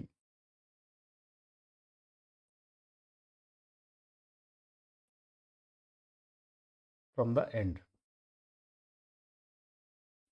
इससे पहले इसके साथ जो कॉन्सेप्ट जुड़ा है उसको समझ जाते हैं। मान लो फॉरवर्ड डायरेक्शन में मैंने कोई एपी लिखा 2 4 6। जो फॉरवर्ड डायरेक्शन में जो एपी है, इसका पहला टर्म क्या है बेटा, ए का वैल्यू कितना है, 2। मैं यहाँ पे कॉमन डिफरेंस को चेंज कर लेता हूँ थोड़ा, क्योंकि पहला टर्म के साथ वो कोइंसाइड कर जा रहा है। मैंने एक एपी लिखा 5, 9, 13 एंड 17। इसका पहला टर्म क्या है, ए है, ए का वैल्यू कितना है 5, और इसका लास्ट टर्म कितना है बेटा 17। मैंने चार ही टर्म्स कंसिडर किया इस एपी में, तो यहाँ पे जो कॉमन डिफरेंस है वो कितना है, 4 है। अगर मैं फॉरवर्ड डायरेक्शन में चलूँ, क्या मुझे एक एपी मिल रहा है with common difference d equal to 4। अगर मैं बैकवर्ड डायरेक्शन में रिवर्स ऑर्डर में जाऊँगा तब भी एपी मिलेगा। याद रखना बेटा, इसका पहला टर्म कितना आ जाएगा, रिवर्स ऑर्डर में चले तो 17, 13, 9 एंड 5। तो what you are going to get, reverse order पे चलते भी हमको एपी मिलेगा, लेकिन इसका जो कॉमन डिफरेंस होगा वो डी की 4 की जगह क्या आ जाएगा बेटा, -4। बोलने का मतलब है यहाँ अगर कॉमन डिफरेंस डी है तो यहाँ कॉमन डिफरेंस कितना बन जाएगा, -d, बराबर। इसी को लेके हम क्या बनाएंगे, फॉर्मूला बनाएंगे। तो find the fifth term, sixth term, seventh term of the AP from the end. बोलने का मतलब ये है, मान लो कोई एपी आपके पास गिवन है, ए प्लस डी ऐसे चलता जा रहा है, इसका लास्ट टर्म कितना गिवन है बेटा, एल। हम समझ जाते हैं बेटा, एपी का जो जनरल टर्म होता है, general term, nth term of an AP, क्योंकि ये रिवर्स ऑर्डर में भी तो एपी हो जाएगा। रिवर्स ऑर्डर में जो एपी बनेगा वो बनेगा L minus D, L minus two D and so on. कहाँ तक जाएगा बेटा, ये ए तक जाएगा। याद रखना इसका जो कॉमन डिफरेंस था वो डी था, तो इसका जो कॉमन डिफरेंस आ जाएगा वो क्या, -d आ जाएगा। ये तो हम पढ़ रखे हैं। तो एक फॉर्मूला बनाते हैं, जनरल टर्म इस एपी के लिए क्या होगा, सर इस एपी के लिए जो जनरल टर्म होगा वो हो जाएगा ए, ये नहीं लिखेंगे यहाँ पे, इसको हम लोग लिखेंगे first term plus n-1 into common difference. Getting my point. यहाँ पे first term plus n-1 into common, यही तो फॉर्मूला होता है एपी का, कोई भी जनरल टर्म nth टर्म को फाइंड करने के लिए। शर्त ये बेटा, यहाँ पे जो n है इसका n-1 करना होता है यहाँ पे। और यहाँ पे हमेशा फर्स्ट टर्म रहेगा और यहाँ पे उस एपी का कॉमन डिफरेंस रहेगा। लेकिन जब हम एंड से जाते हैं एपी हमारा रिवर्स गियर में आ जाता है। रिवर्स गियर में आने का मतलब है जो फर्स्ट टर्म यहाँ पे ए था वो ए ना होके अब क्या बन जाएगा बेटा, एल बन जाएगा। Let us replace it. General term मैं लिख दिया अभी फ्रॉम द एंड। अगर कोई एपी आपको गिवन है, एंड से उस एपी का जनरल टर्म फाइंड करने का क्या फॉर्मूला हो जाएगा, general term of the AP from the end. And का मतलब जो लास्ट टर्म होगा ना वो इस एपी के लिए पहला टर्म बन जाएगा। बताओ बेटा फर्स्ट टर्म इस एपी के लिए क्या बन जाएगा, एल बन जाएगा। n-1 मैं ऑलरेडी बोला था इसका अगर कॉमन डिफरेंस डी है तो रिवर्स गियर में ए बी का कॉमन डिफरेंस क्या हो जाएगा, -d।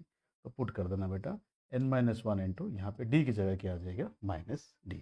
In this way we are going to get a formula. ये माइनस इधर स्प्लिट कर दूँ तो ये बन जाएगा n-1 into D. Remember this, जहाँ पे फॉर्मूला में प्लस था वहाँ पे हम फॉर्मूला में क्या लाए, माइनस लाए। दूसरी बात बेटा, जहाँ पे फॉर्मूला में हम पहला टर्म यूज़ कर रहे थे, रिवर्स ऑर्डर में जाएंगे तो उस फॉर्मूला में हमको लास्ट टर्म को यूज़ करना है। एक छोटा सा क्वेश्चन करते हैं तो ज़्यादा समझ में आएगा। मान लो मैं कोई एपी दे रखा है, पहले इसको गिन को बताएंगे और फॉर्मूला में यूज़ करेंगे। देख लो बेटा ज़्यादा आसानी से समझ में आएगा। मान लो 5, 9, 13, 17, 21, 24, 25, 29 एंड 33। हमने एक एपी लिखा फॉरवर्ड डायरेक्शन में। इस एपी का पहला टर्म कितना है, 5, और इस एपी का कॉमन डिफरेंस कितना है, d equal to 9, d equal to 4। Okay, d का वैल्यू यहाँ पे 4 है, a का वैल्यू यहाँ पे 5 है। बट a को हमें काम में लेना है। मान लो इस एपी में आपको पूछ लिया what is the fourth term from the end. ये बोल रहा है कि इस एपी का फोर्थ टर्म फाइंड करना फ्रॉम द एंड। अगर फोर्थ टर्म पूछा है फ्रॉम द एंड, इसका मतलब है गिन के अगर बोले ये तो फर्स्ट टर्म हुआ, सेकंड टर्म हुआ, ये थर्ड टर्म हुआ, ये फोर्थ टर्म। मेरा आंसर क्या आना चाहिए बेटा, 21 आना चाहिए। 21 बिगनिंग से कौन सा टर्म है, 1 2 3 4 5। यहाँ से गिने तो ये फिफ्थ टर्म में आता है और यहाँ से गिने तो ये फोर्थ टर्म में आता है। हमें फिलहाल यहाँ से गिन के फोर्थ टर्म यानी कि 21 तक पहुँचना है। तो सीधा वो फॉर्मूला लगाते हैं और देखते हैं आंसर सही आ रहा है कि नहीं। बेटा एल की जगह हम यहाँ पे क्या यूज़ करेंगे, 33। देखो डी 4 था तो यहाँ पे कॉमन डिफरेंस क्या यूज़ करेंगे बेटा, डी की जगह तो 4 ही यूज़ करेंगे क्योंकि माइनस का साइन हमें वहाँ पे यूज़ कर लिया है। तो कॉमन डिफरेंस इक्वल जो डी था, डी की जगह हमने 4 यूज़ करना है, लेकिन 4 नेगेटिव साइन के साथ अपने आप एडजस्ट हो जाएगा। ठीक है बेटा, तो यूज़ करो फॉर्मूला L-n-1 इंटू डी। यहाँ पे n की जगह क्या यूज़ करेंगे, 4 यूज़ करेंगे। L कितना है, 33 माइनस, बेटा ये डी का वैल्यू हमने चेंज नहीं किया, हमारे पास दो तरीका था, या तो फॉर्मूला से ही यूज़ करूँगा और डी का साइन को चेंज कर दूंगा, एक तरीका जिससे हमने फॉर्मूला को डिराइव कर लिया। क्योंकि डी का कन्फ्यूजन हम नहीं पालते हैं इसलिए डी का वैल्यू हमने क्या रखा है, 4 ही रखा है। रिवर्स गियर में उसको नेगेटिव साइन के साथ यहाँ पे एडजस्ट कर लिया। बताओ बेटा nth टर्म मतलब fourth term, 4-1 into common difference भी हमने कितना लिया हुआ है, 4 लिया हुआ है। ये है 33 माइनस ये 3 हो जाएगा, 3 4 12 हो जाएगा। 33 minus 12 is going to give you 21 and this was the answer। Napier नाम का एक मैथमेटिशियन हुआ करते थे। उनका वो जो 10 years थे बेटा, 10 साल की उम्र में, when he was just 10 years old, he was asked by his teacher, even the teacher asked the entire students actually to find the sum of natural numbers up to 100। The teacher asked them to find the sum of natural numbers up to 100 and Napier could solve it in less than no time and the answer came out to be 5050। There we have derived a formula to find the sum of n terms of any sequence, not necessarily AP. If you are given any sequence, for those sequences, using this method, we can find the sum of first n terms of that sequence। तो उन्होंने find कैसे किया बेटा, उस सम को उन्होंने s मान लिया। अगर ये सम को s मान लिए, एडिशन इज कॉम्यूटेटिव, हमें सब पता है बेटा। 100 तो इसके बगल में क्या होना चाहिए, 99, उसके बगल में 98 होना चाहिए। अब तो देख के समझ में आया नेचुरल नंबर्स भी एपी है विथ कॉमन डिफरेंस 1। अगर ये सम 1 से लेके 100 तक एस हुआ तो रिवर्स गियर में जो सम लेंगे वो भी एस के ही बराबर होगा, क्योंकि एडिशन जो होता है बेटा वो कॉम्यूटेटिव होता है। तो उस सम को भी उसने एस नाम दिया। तो ये 100 + 99 ऐसे चलता जाएगा और लास्ट टर्म में कितना आ जाएगा बेटा, 1। उससे बगल वाले टर्म में कितना आएगा, 2। इन दोनों सम को उसने एस और एस से जोड़ दिया। LHS equal to 2s। Right hand side इसने क्या किया बेटा, हर एक पेयर का जोड़ी बना दिया। उसने नोटिस किया था हर एक का सम का वैल्यू सेम होता है। बचपन से हम पढ़े हैं multiplication is nothing but repeated addition.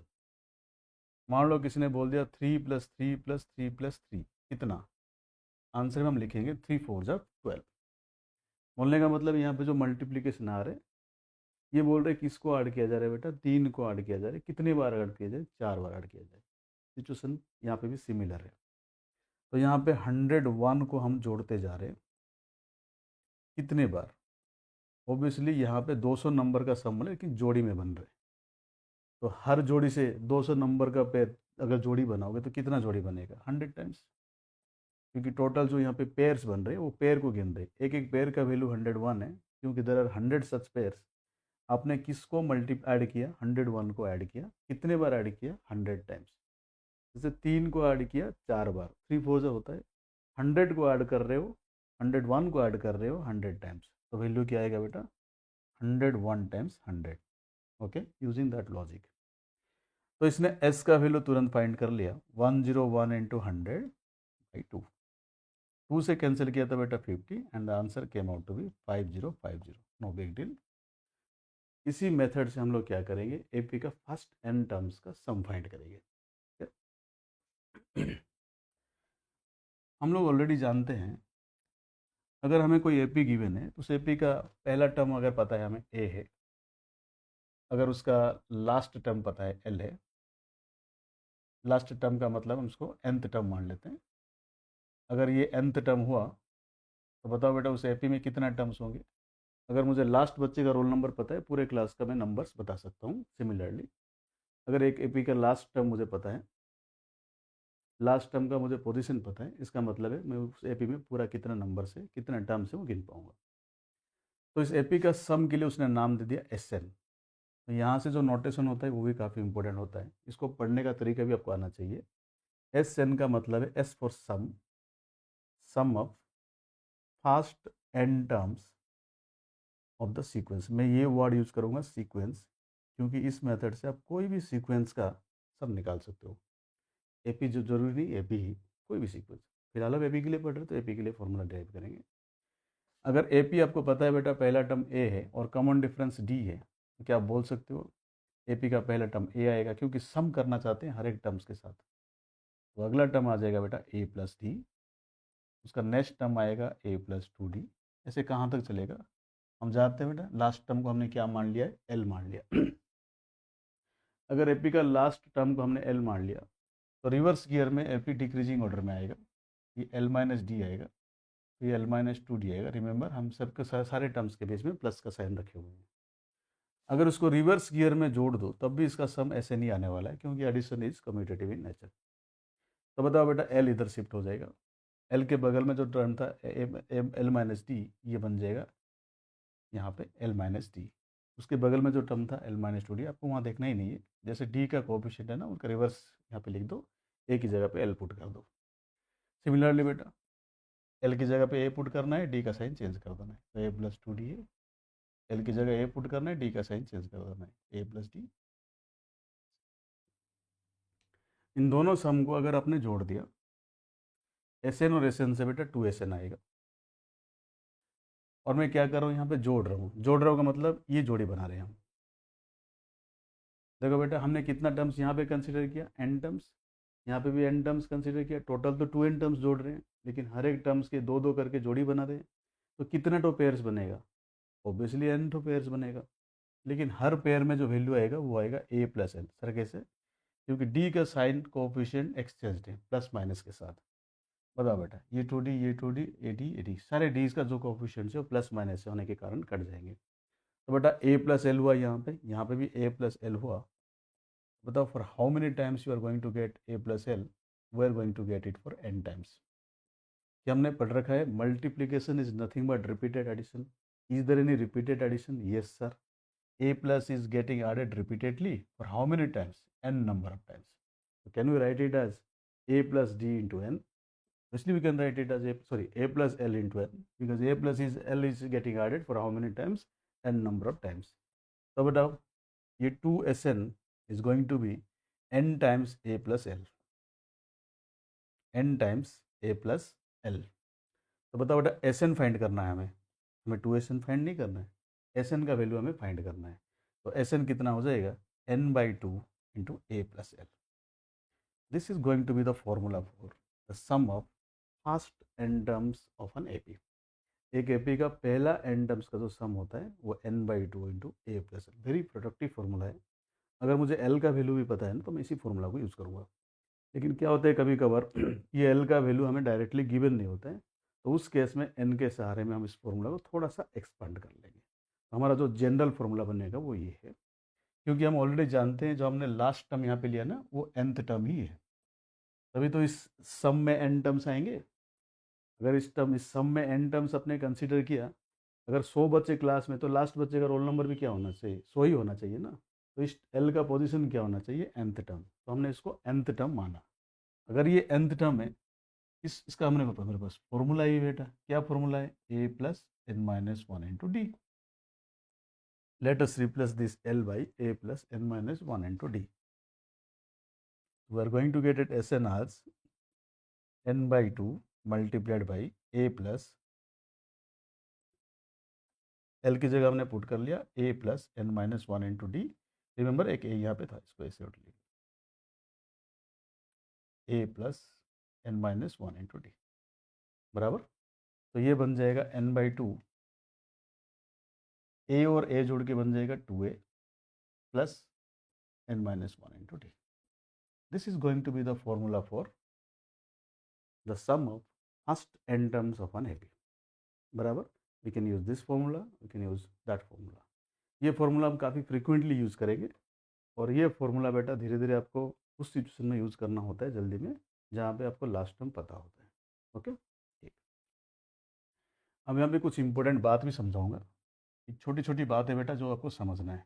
इस फॉर्मूला देख के आप तुरंत बोल सकते हो Sn इक्वल टू, थोड़ा नीचे लिख रहे हैं बेटा, Sn का जो फॉर्मूला आया यहाँ पे वो कितना आया, n/2 into 2a plus n minus 1 into D. Okay, अगर इस फॉर्मूला में n का वैल्यू को मैं अंदर मल्टीप्लाई कर दूँ, क्या n से n मल्टीप्लाई होते ही n² प्रोड्यूस होगा। इसका मतलब ये जो भी एक्सप्रेशन बनेगा ना, this is going to give you a quadratic expression in n। ये n में एक क्वाड्रेटिक बनाएगा, तो याद रखना इसको, बाद में यूज में लेंगे। सम का फॉर्मूला में हमेशा n के ऊपर जो फॉर्मूला बनता है वो n एक्चुअली में एक क्वाड्रेटिक एक्सप्रेशन क्रिएट करेगा बेटा इन n। कहाँ इसका यूज होगा बाद में देखेंगे, फिलहाल इसको आप याद रख लो। ठीक है, तो हम लोग एक छोटी छोटी बात यहाँ पे समझते हैं। Sn का क्या मतलब है, सिंबल और नोटेशन का क्या मतलब होता है, एक बार थोड़ा सा समझते हैं बेटा। फॉर्मूला हमारे पास आ चुका है, Sn equal to n/2 into A plus L. छोटा छोटा क्वेश्चन भी करेंगे सो दैट ये थोड़ा सा ज़्यादा अच्छे से आपके दिमाग में बैठ जाए। मान लो कल को आपने S2 लिखा, पहले S1 लिखते हैं बेटा। S1 का क्या मतलब है बोलो, S1 का मतलब है sum of first one term of the AP. Sir ये क्या बात हुआ, फर्स्ट वन में तो एक ही टर्म रहेगा। मान लो एक एपी का टर्म्स है T1 T2 T3 T4 T5 and so on. अब एक ही टर्म का सम करोगे तो खुद आ जाएगा ना, इसलिए S1 का वैल्यू कितना आता है, T1 आता है। कड़ी में पॉइंट। अगर मैं यहाँ पे S2 लिख दूँ, बताओ बेटा इस एपी में जो टर्म्स है ना, ये टर्म्स ये है T1 T2 T3 T4 T5 and so on. S2 का क्या मतलब होगा, अब बोलोगे the sum of first two terms of the AP, तो लिखो फिर T1 plus T2। Sir S3 क्या होगा, T1 plus T2 plus T3 and so on. Sum तो आपने निकाला, कंजुगेटिवली आप एक बार कोशिश करो ऐसे। अगर मैं S3 से S2 को माइनस कर दूँ, S3 का मतलब है sum of first three terms of the AP, S2 का मतलब है sum of the first two terms of the AP. तो यहाँ पे अगर मैं लिखूंगा S3 की जगह क्या लिखूंगा, T1 T2 T3। S2 की जगह क्या लिखूंगा सर, T1 प्लस T2। क्या आप समझ रहे हो बेटा, plus T1 minus T2, sorry plus T1 and minus T1 plus T2 and minus T2 both are going to be cancelled. तो आपका आंसर क्या मिल रहा है यहाँ पे, T3। जो इंडेक्स यहाँ पे आया वही इंडेक्स टर्म्स के साथ जा रहे हैं। Remember this point.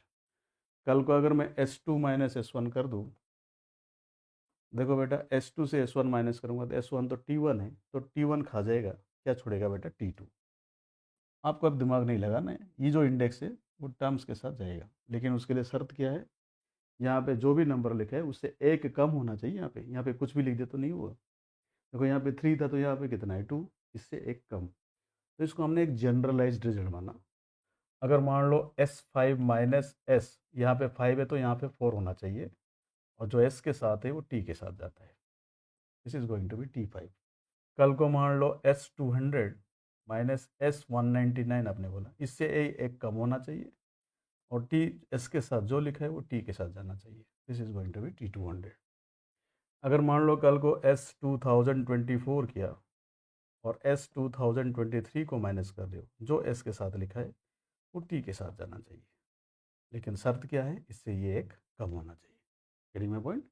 तो इन दिस वे इन चीज़ों को समझते हैं, छोटी छोटी चीज़ें हैं बेटा जो क्वेश्चन करने में हमें काम आएगा। नोट, अगला टाइप पढ़ रहे हैं, that is finding the first negative term in an AP.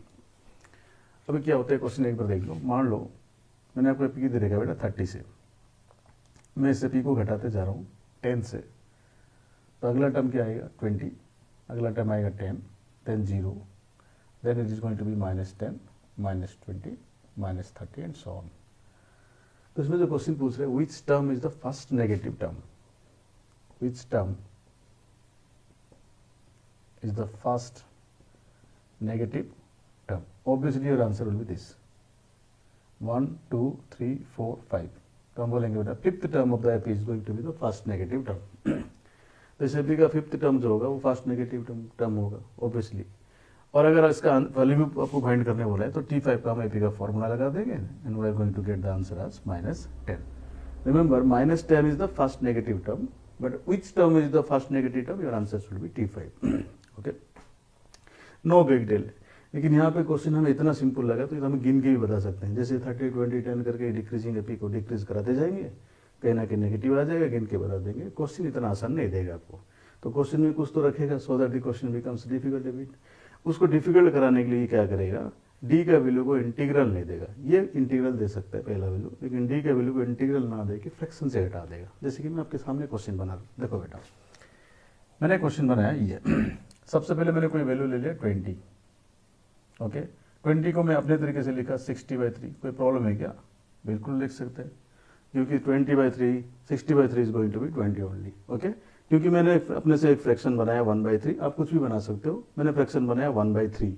1/3 का फ्रैक्शन है, इसका मतलब मैं इसको डी कॉमन डिफरेंस को इस प्रकार का सेट कर सकता हूँ जो 1/3 से घट सकते हैं। मेरा चॉइस है, मैं 2/3 से भी घटा सकता हूँ।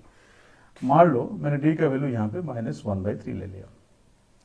जैसे ही डी का वैल्यू -1/3 ले लिया, ऑब्वियसली बोलो बेटा 60 से 1 घटेगा तो कितना आएगा 59/3 आएगा। अगला टर्म कितना आएगा 58/3, अगला कितना आएगा 57/3 and so on. But question इस प्रकार नहीं देगा, क्वेश्चन इसको मिक्स्ड फ्रैक्शन में कन्वर्ट करके देगा वेर एवर पॉसिबल। तो 60/3 की जगह इसने पुट कर दिया 20। 59/3 को बेटा 3 से काटोगे तो ये 19 आएगा, 19 होल 2/3 ऑब्वियस है। ये अगेन 19 होल 1/3 आएगा, ये तो पूरा कट रहा है बेटा 19 एंड सो ऑन। तो आगे चल के ये क्वेश्चन थोड़ा सा कॉम्प्लिकेटेड फॉर्मेट में आ गया। कॉम्प्लिकेटेड फॉर्मेट इसलिए क्योंकि यहाँ पे फ्रैक्शंस इन्वॉल्व है और डी का वैल्यू भी -1/3 ले लिया आपने।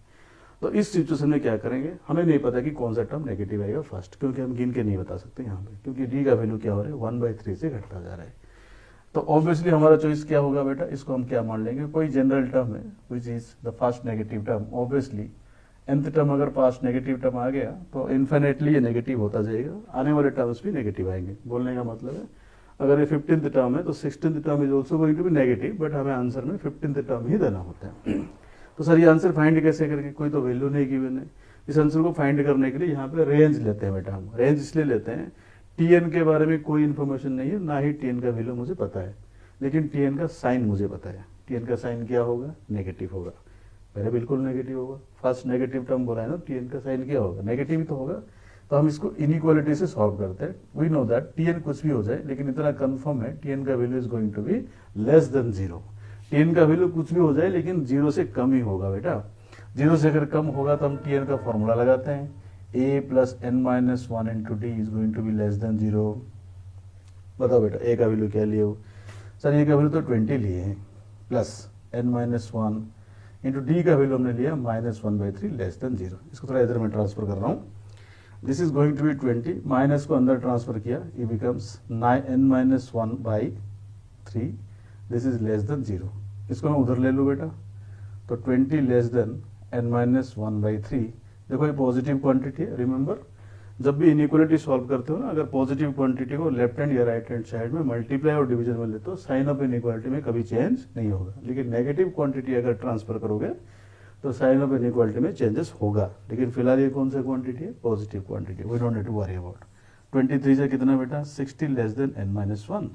ये -1 को इधर ले आया बेटा, माइनस में ले दोगे तो कोई प्रॉब्लम नहीं, लेकिन मल्टीप्लीकेशन और डिवीजन में अगर नेगेटिव साइन को ट्रांसपोज करोगे ना, उस केस में साइन ऑफ इनइक्वालिटी चेंज होता है। ठीक है, लेकिन यहाँ पे तो ऐड कर रहे हो, इस -1 को इधर ले आया तो ये होगा 61 is going to be less than n। Remember, इस इनइक्वालिटी का क्या मतलब है? n का वैल्यू क्या होगा? 61 से बड़ा होगा। अगर n का वैल्यू 61 है तो व्हाट, 61 से ज़्यादा है तो what are the possible values of n? n का क्या क्या पॉसिबल वैल्यूज है? 62, 63, 64, सारे इंटीग्रल और नेचुरल नंबर्स होंगे। n can not be fraction, n can not be negative. इसका मतलब n का वैल्यू हम हमेशा नेचुरल नंबर पे ही देंगे। तो बताओ पहला वैल्यू क्या लेंगे n का? 62। तो अगर n का पहला वैल्यू 62 आएगा, what is the admissible values for n? For पहला वैल्यू क्या होना चाहिए? t62 होना चाहिए। तो हम क्या लिख सकते हैं बेटा? First negative term is going to be t62 and the answer should be, अगर t62 का वैल्यू पूछ लिया तो फॉर्मूला लगा देंगे a प्लस 61d। a का वैल्यू हमने 20 ना लिख के क्या लिख दिया? 60/3 लिख दिया, क्योंकि फ्रैक्शन तो क्रिएट होगा, तो 60/3 लिख दिया, प्लस 61 टाइम्स ये कितना है बेटा? -1/3। तो this is going to be 60/3, ये 61 है, -61/3, आंसर इज -1/3।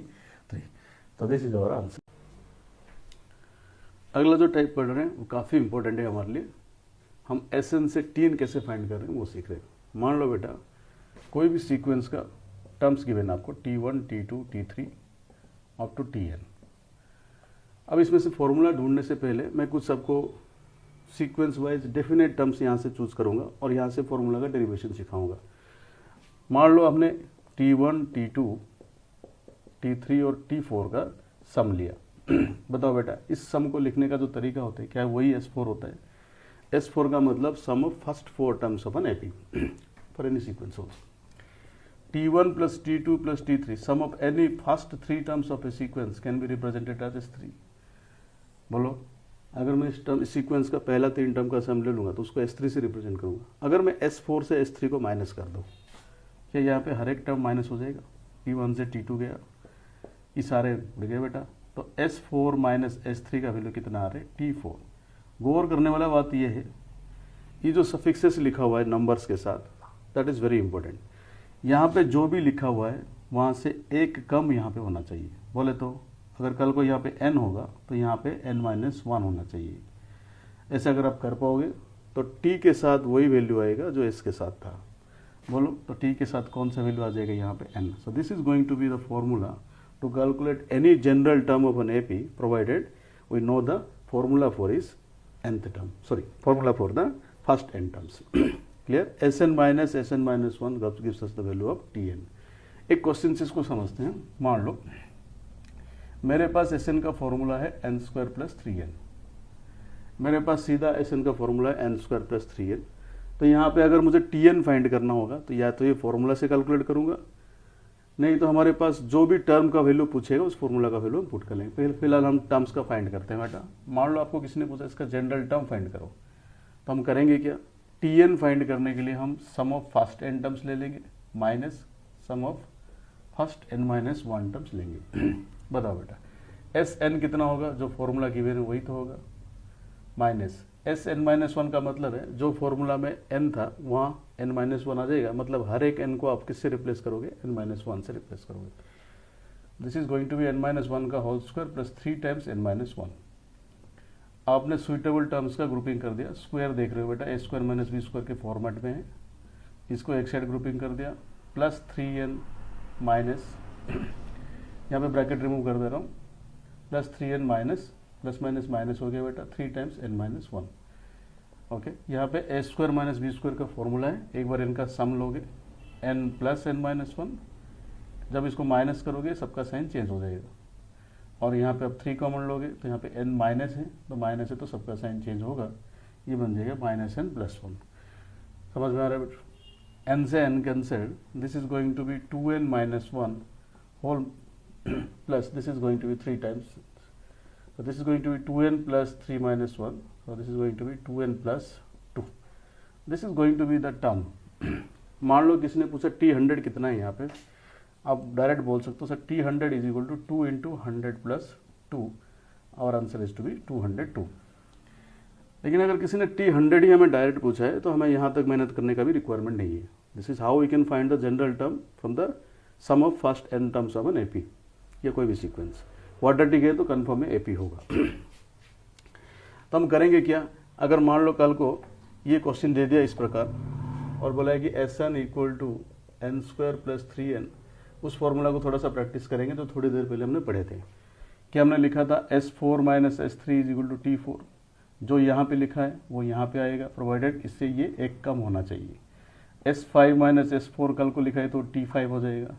कल को अगर यहाँ पे S100 लिखा है, यहाँ से एक कम 99, तो ये कितना हो जाएगा T100।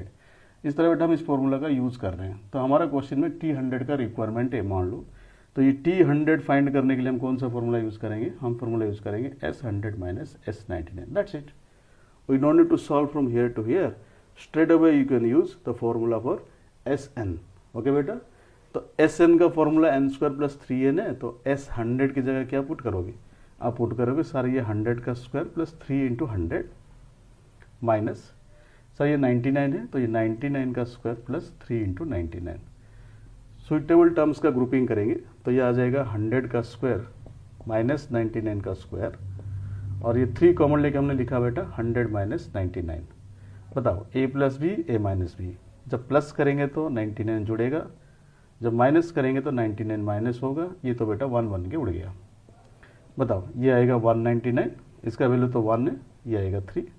Are we getting the same answer? Yes.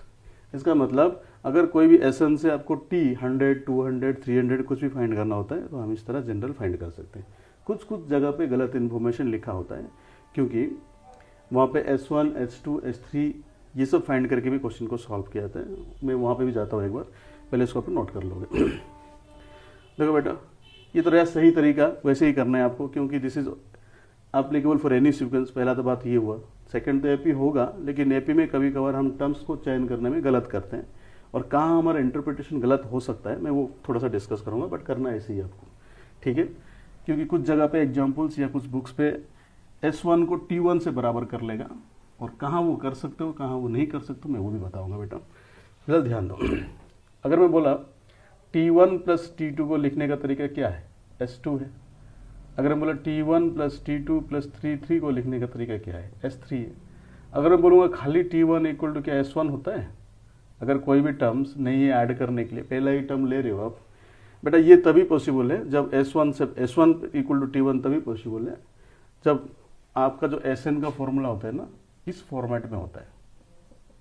Remember this, अगर Sn का फॉर्मूला ये फॉर्मेट में आ गया n square plus bn plus कोई कांस्टेंट c, तो ये फॉर्मूला काम नहीं करेगा कि S1 इक्वल टू T1। तो हमें सिलेक्टिवली यही तरीका अपनाना पड़ेगा बेटा, जो तरीका मैं बोला था। मैं एग्जाम्पल से सॉल्व कर रहा हूँ ये। मान लो मैंने इस फॉर्मूला को लेके, मान लो कोई क्वेश्चन दे रहेगा, जैसे Sn इक्वल टू, पहले का क्वेश्चन था n स्क्वायर प्लस 3n ले लिया, दूसरा क्वेश्चन साइड वाइज सॉल्व कर रहा हूँ बेटा, n स्क्वायर प्लस 5 ले लिया। ओके, यहाँ पे कहाँ गलती होगा मैं बता रहा हूँ, अदरवाइज आपको सॉल्व कैसे करना तो पता चल गया आपको। मान लो इसको इस तरीके से मैं फाइंड कर रहा हूँ, S1 इक्वल टू 1 का स्क्वायर प्लस 3 इंटू 1 बराबर, कोई गलती नहीं है, 1 प्लस 3 कितना है 4। S2 इक्वल टू कितना आएगा 2 का स्क्वायर प्लस 3 इंटू 2, 4 प्लस 6 कितना आएगा 10। S3 कितना आएगा सर 3 का स्क्वायर प्लस 3 इंटू 3, ये आएगा 9 प्लस 9 इज इक्वल टू 18। एक काम करते हैं S3 माइनस S2 करते हैं, क्या T3 मिलेगा, 18 माइनस 10 का वैल्यू कितना आता है 8। इससे क्या सॉल्व हो गया बेटा, T3 का वैल्यू सॉल्व हो गया। S2 माइनस S1 करते हैं, S2 minus S1 is 10 minus 4, 10 minus 4 का वैल्यू कितना है 6, और इसका वैल्यू T2 आएगा, T2 का वैल्यू कितना आया 6। और क्योंकि S1 इक्वल टू T1 होता है इस सिचुएशन में, तो ये फॉर्मूला भी काम कर जाएगा। S1 आपने कितना फाइंड किया 4, तो S1 को ही आपने क्या मान लिया T1। में बोलने का मतलब ये है बेटा, कुछ बुक्स में ये S1 को T1 के बराबर करेगा, लेकिन ये तभी वैलिड होगा जब ये फॉर्मेट में रहेगा। ओके, बड़ी ध्यान से देखना, अगला क्वेश्चन में S1 को T1 के बराबर नहीं कर सकते हो। हम देखेंगे बेटा T1, T2, T3, बताओ 4, 6, 8 क्या ये एपी में है? बिल्कुल। कम से कम 3 टर्म चाहिए किसी सीक्वेंस को डिफाइन करने के लिए। ये सीक्वेंस साफ साफ पता चल रहा है, कॉमन डिफरेंस 2 से आगे बढ़ता जा रहा है, तो this is going to be an AP. अब एपी आ गया तो इसका ए भी पता चल गया 4, डी भी पता चल गया 2। आप कोई भी nth टर्म को फाइंड कर सकते हो, no big deal. Getting my point? You can find any nth term without any problem. But मेरा मुद्दा ये नहीं था, इस प्रकार क्वेश्चन को सॉल्व कर सकते हो, इसमें कोई दिक्कत नहीं है। बट इस क्वेश्चन में जो assumption Leo S1 equal to T1, ये S1 इक्वल टू T1 हमेशा वैलिड नहीं होता है, ये तभी वैलिड होगा अगर इसका फॉर्मेट ये हो गया। लेकिन कोई भी क्वाड्रेटिक एक्सप्रेशन में अगर ये कांस्टेंट टर्म अवेलेबल है, जैसे यहाँ पे कांस्टेंट टर्म अवेलेबल है, इसका होने से नहीं होने से कोई नहीं फर्क पड़ता, लेकिन अगर ये C का प्रेजेंस हो जाएगा तब S1 T1 के बराबर नहीं होगा। मैं बताऊँगा कैसे। देखो बेटा, इस फॉर्मूला में मैंने S1 फाइंड किया, बताओ ये 1 का स्क्वायर प्लस 5, 1 प्लस 5 कितना है 6। S2 फाइंड किया तो ये आएगा 2 का square plus 5, 4 plus 5 equal to 9। मैंने S3 फाइंड किया, ये आएगा 3 का स्क्वायर प्लस 5, 9 प्लस 5 से कितना आएगा 14। इन जनरल ऐसे ही सोच से इस क्वेश्चन को सॉल्व करो तो कहाँ अटकोगे देख लेना। हम जानते हैं पहले से भी है, कोई भी क्वाड्रेटिक अगर n में आ जाता है ना, सम का फॉर्मूला में क्वाड्रेटिक आता है तो कन्फर्म है ये एपी है। लेकिन इस प्रकार का सोच लेके करोगे तो गलत होगा। देखो S3 माइनस S2 से हमने फाइंड किया T3, बताओ 14 माइनस 9 कितना आ गया 5, बराबर। हमने एक काम किया S2 माइनस S1 किया, S2 माइनस S1 मतलब 9 माइनस 6, और ये T2 का वैल्यू देगा 9 माइनस 6 से वैल्यू कितना आएगा 3।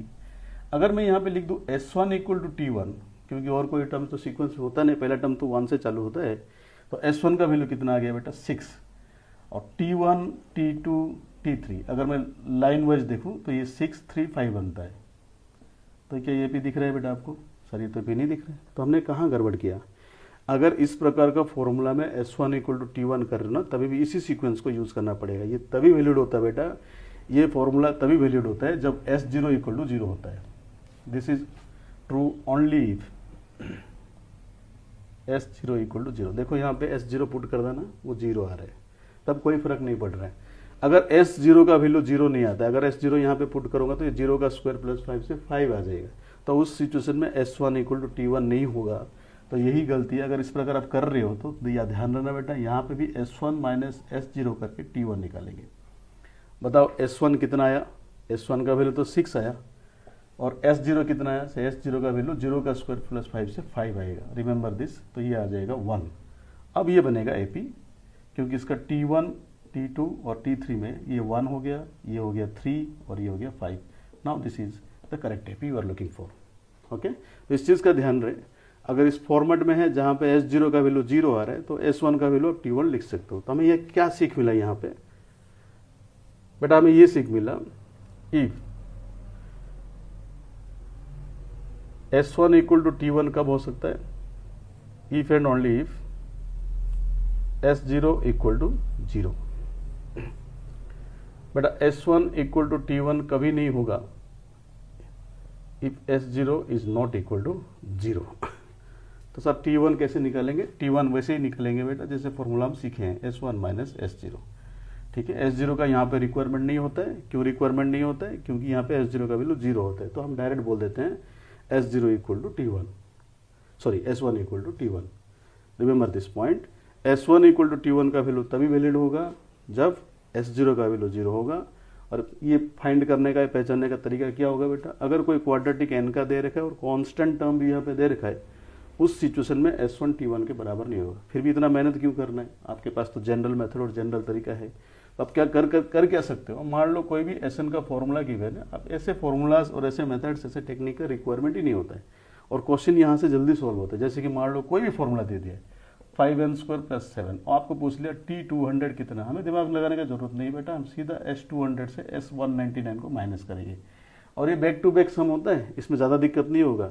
ए स्क्वायर माइनस बी स्क्वायर में तो एक तो 1 बन के उड़ जाएगा, कन्फर्म है, बाकी जोड़ना होता है और कुछ नहीं, और कोई भी फैक्टर जो कॉमन जाएगा बाकी रिमेनिंग 1 ही छोड़ेगा। तो you don't need to worry about lengthy calculation here, calculation यहाँ पर लेंथी नहीं होगा, प्लस माइनस जो ब्रैकेट रिमूव करोगे उसका ख्याल रखो।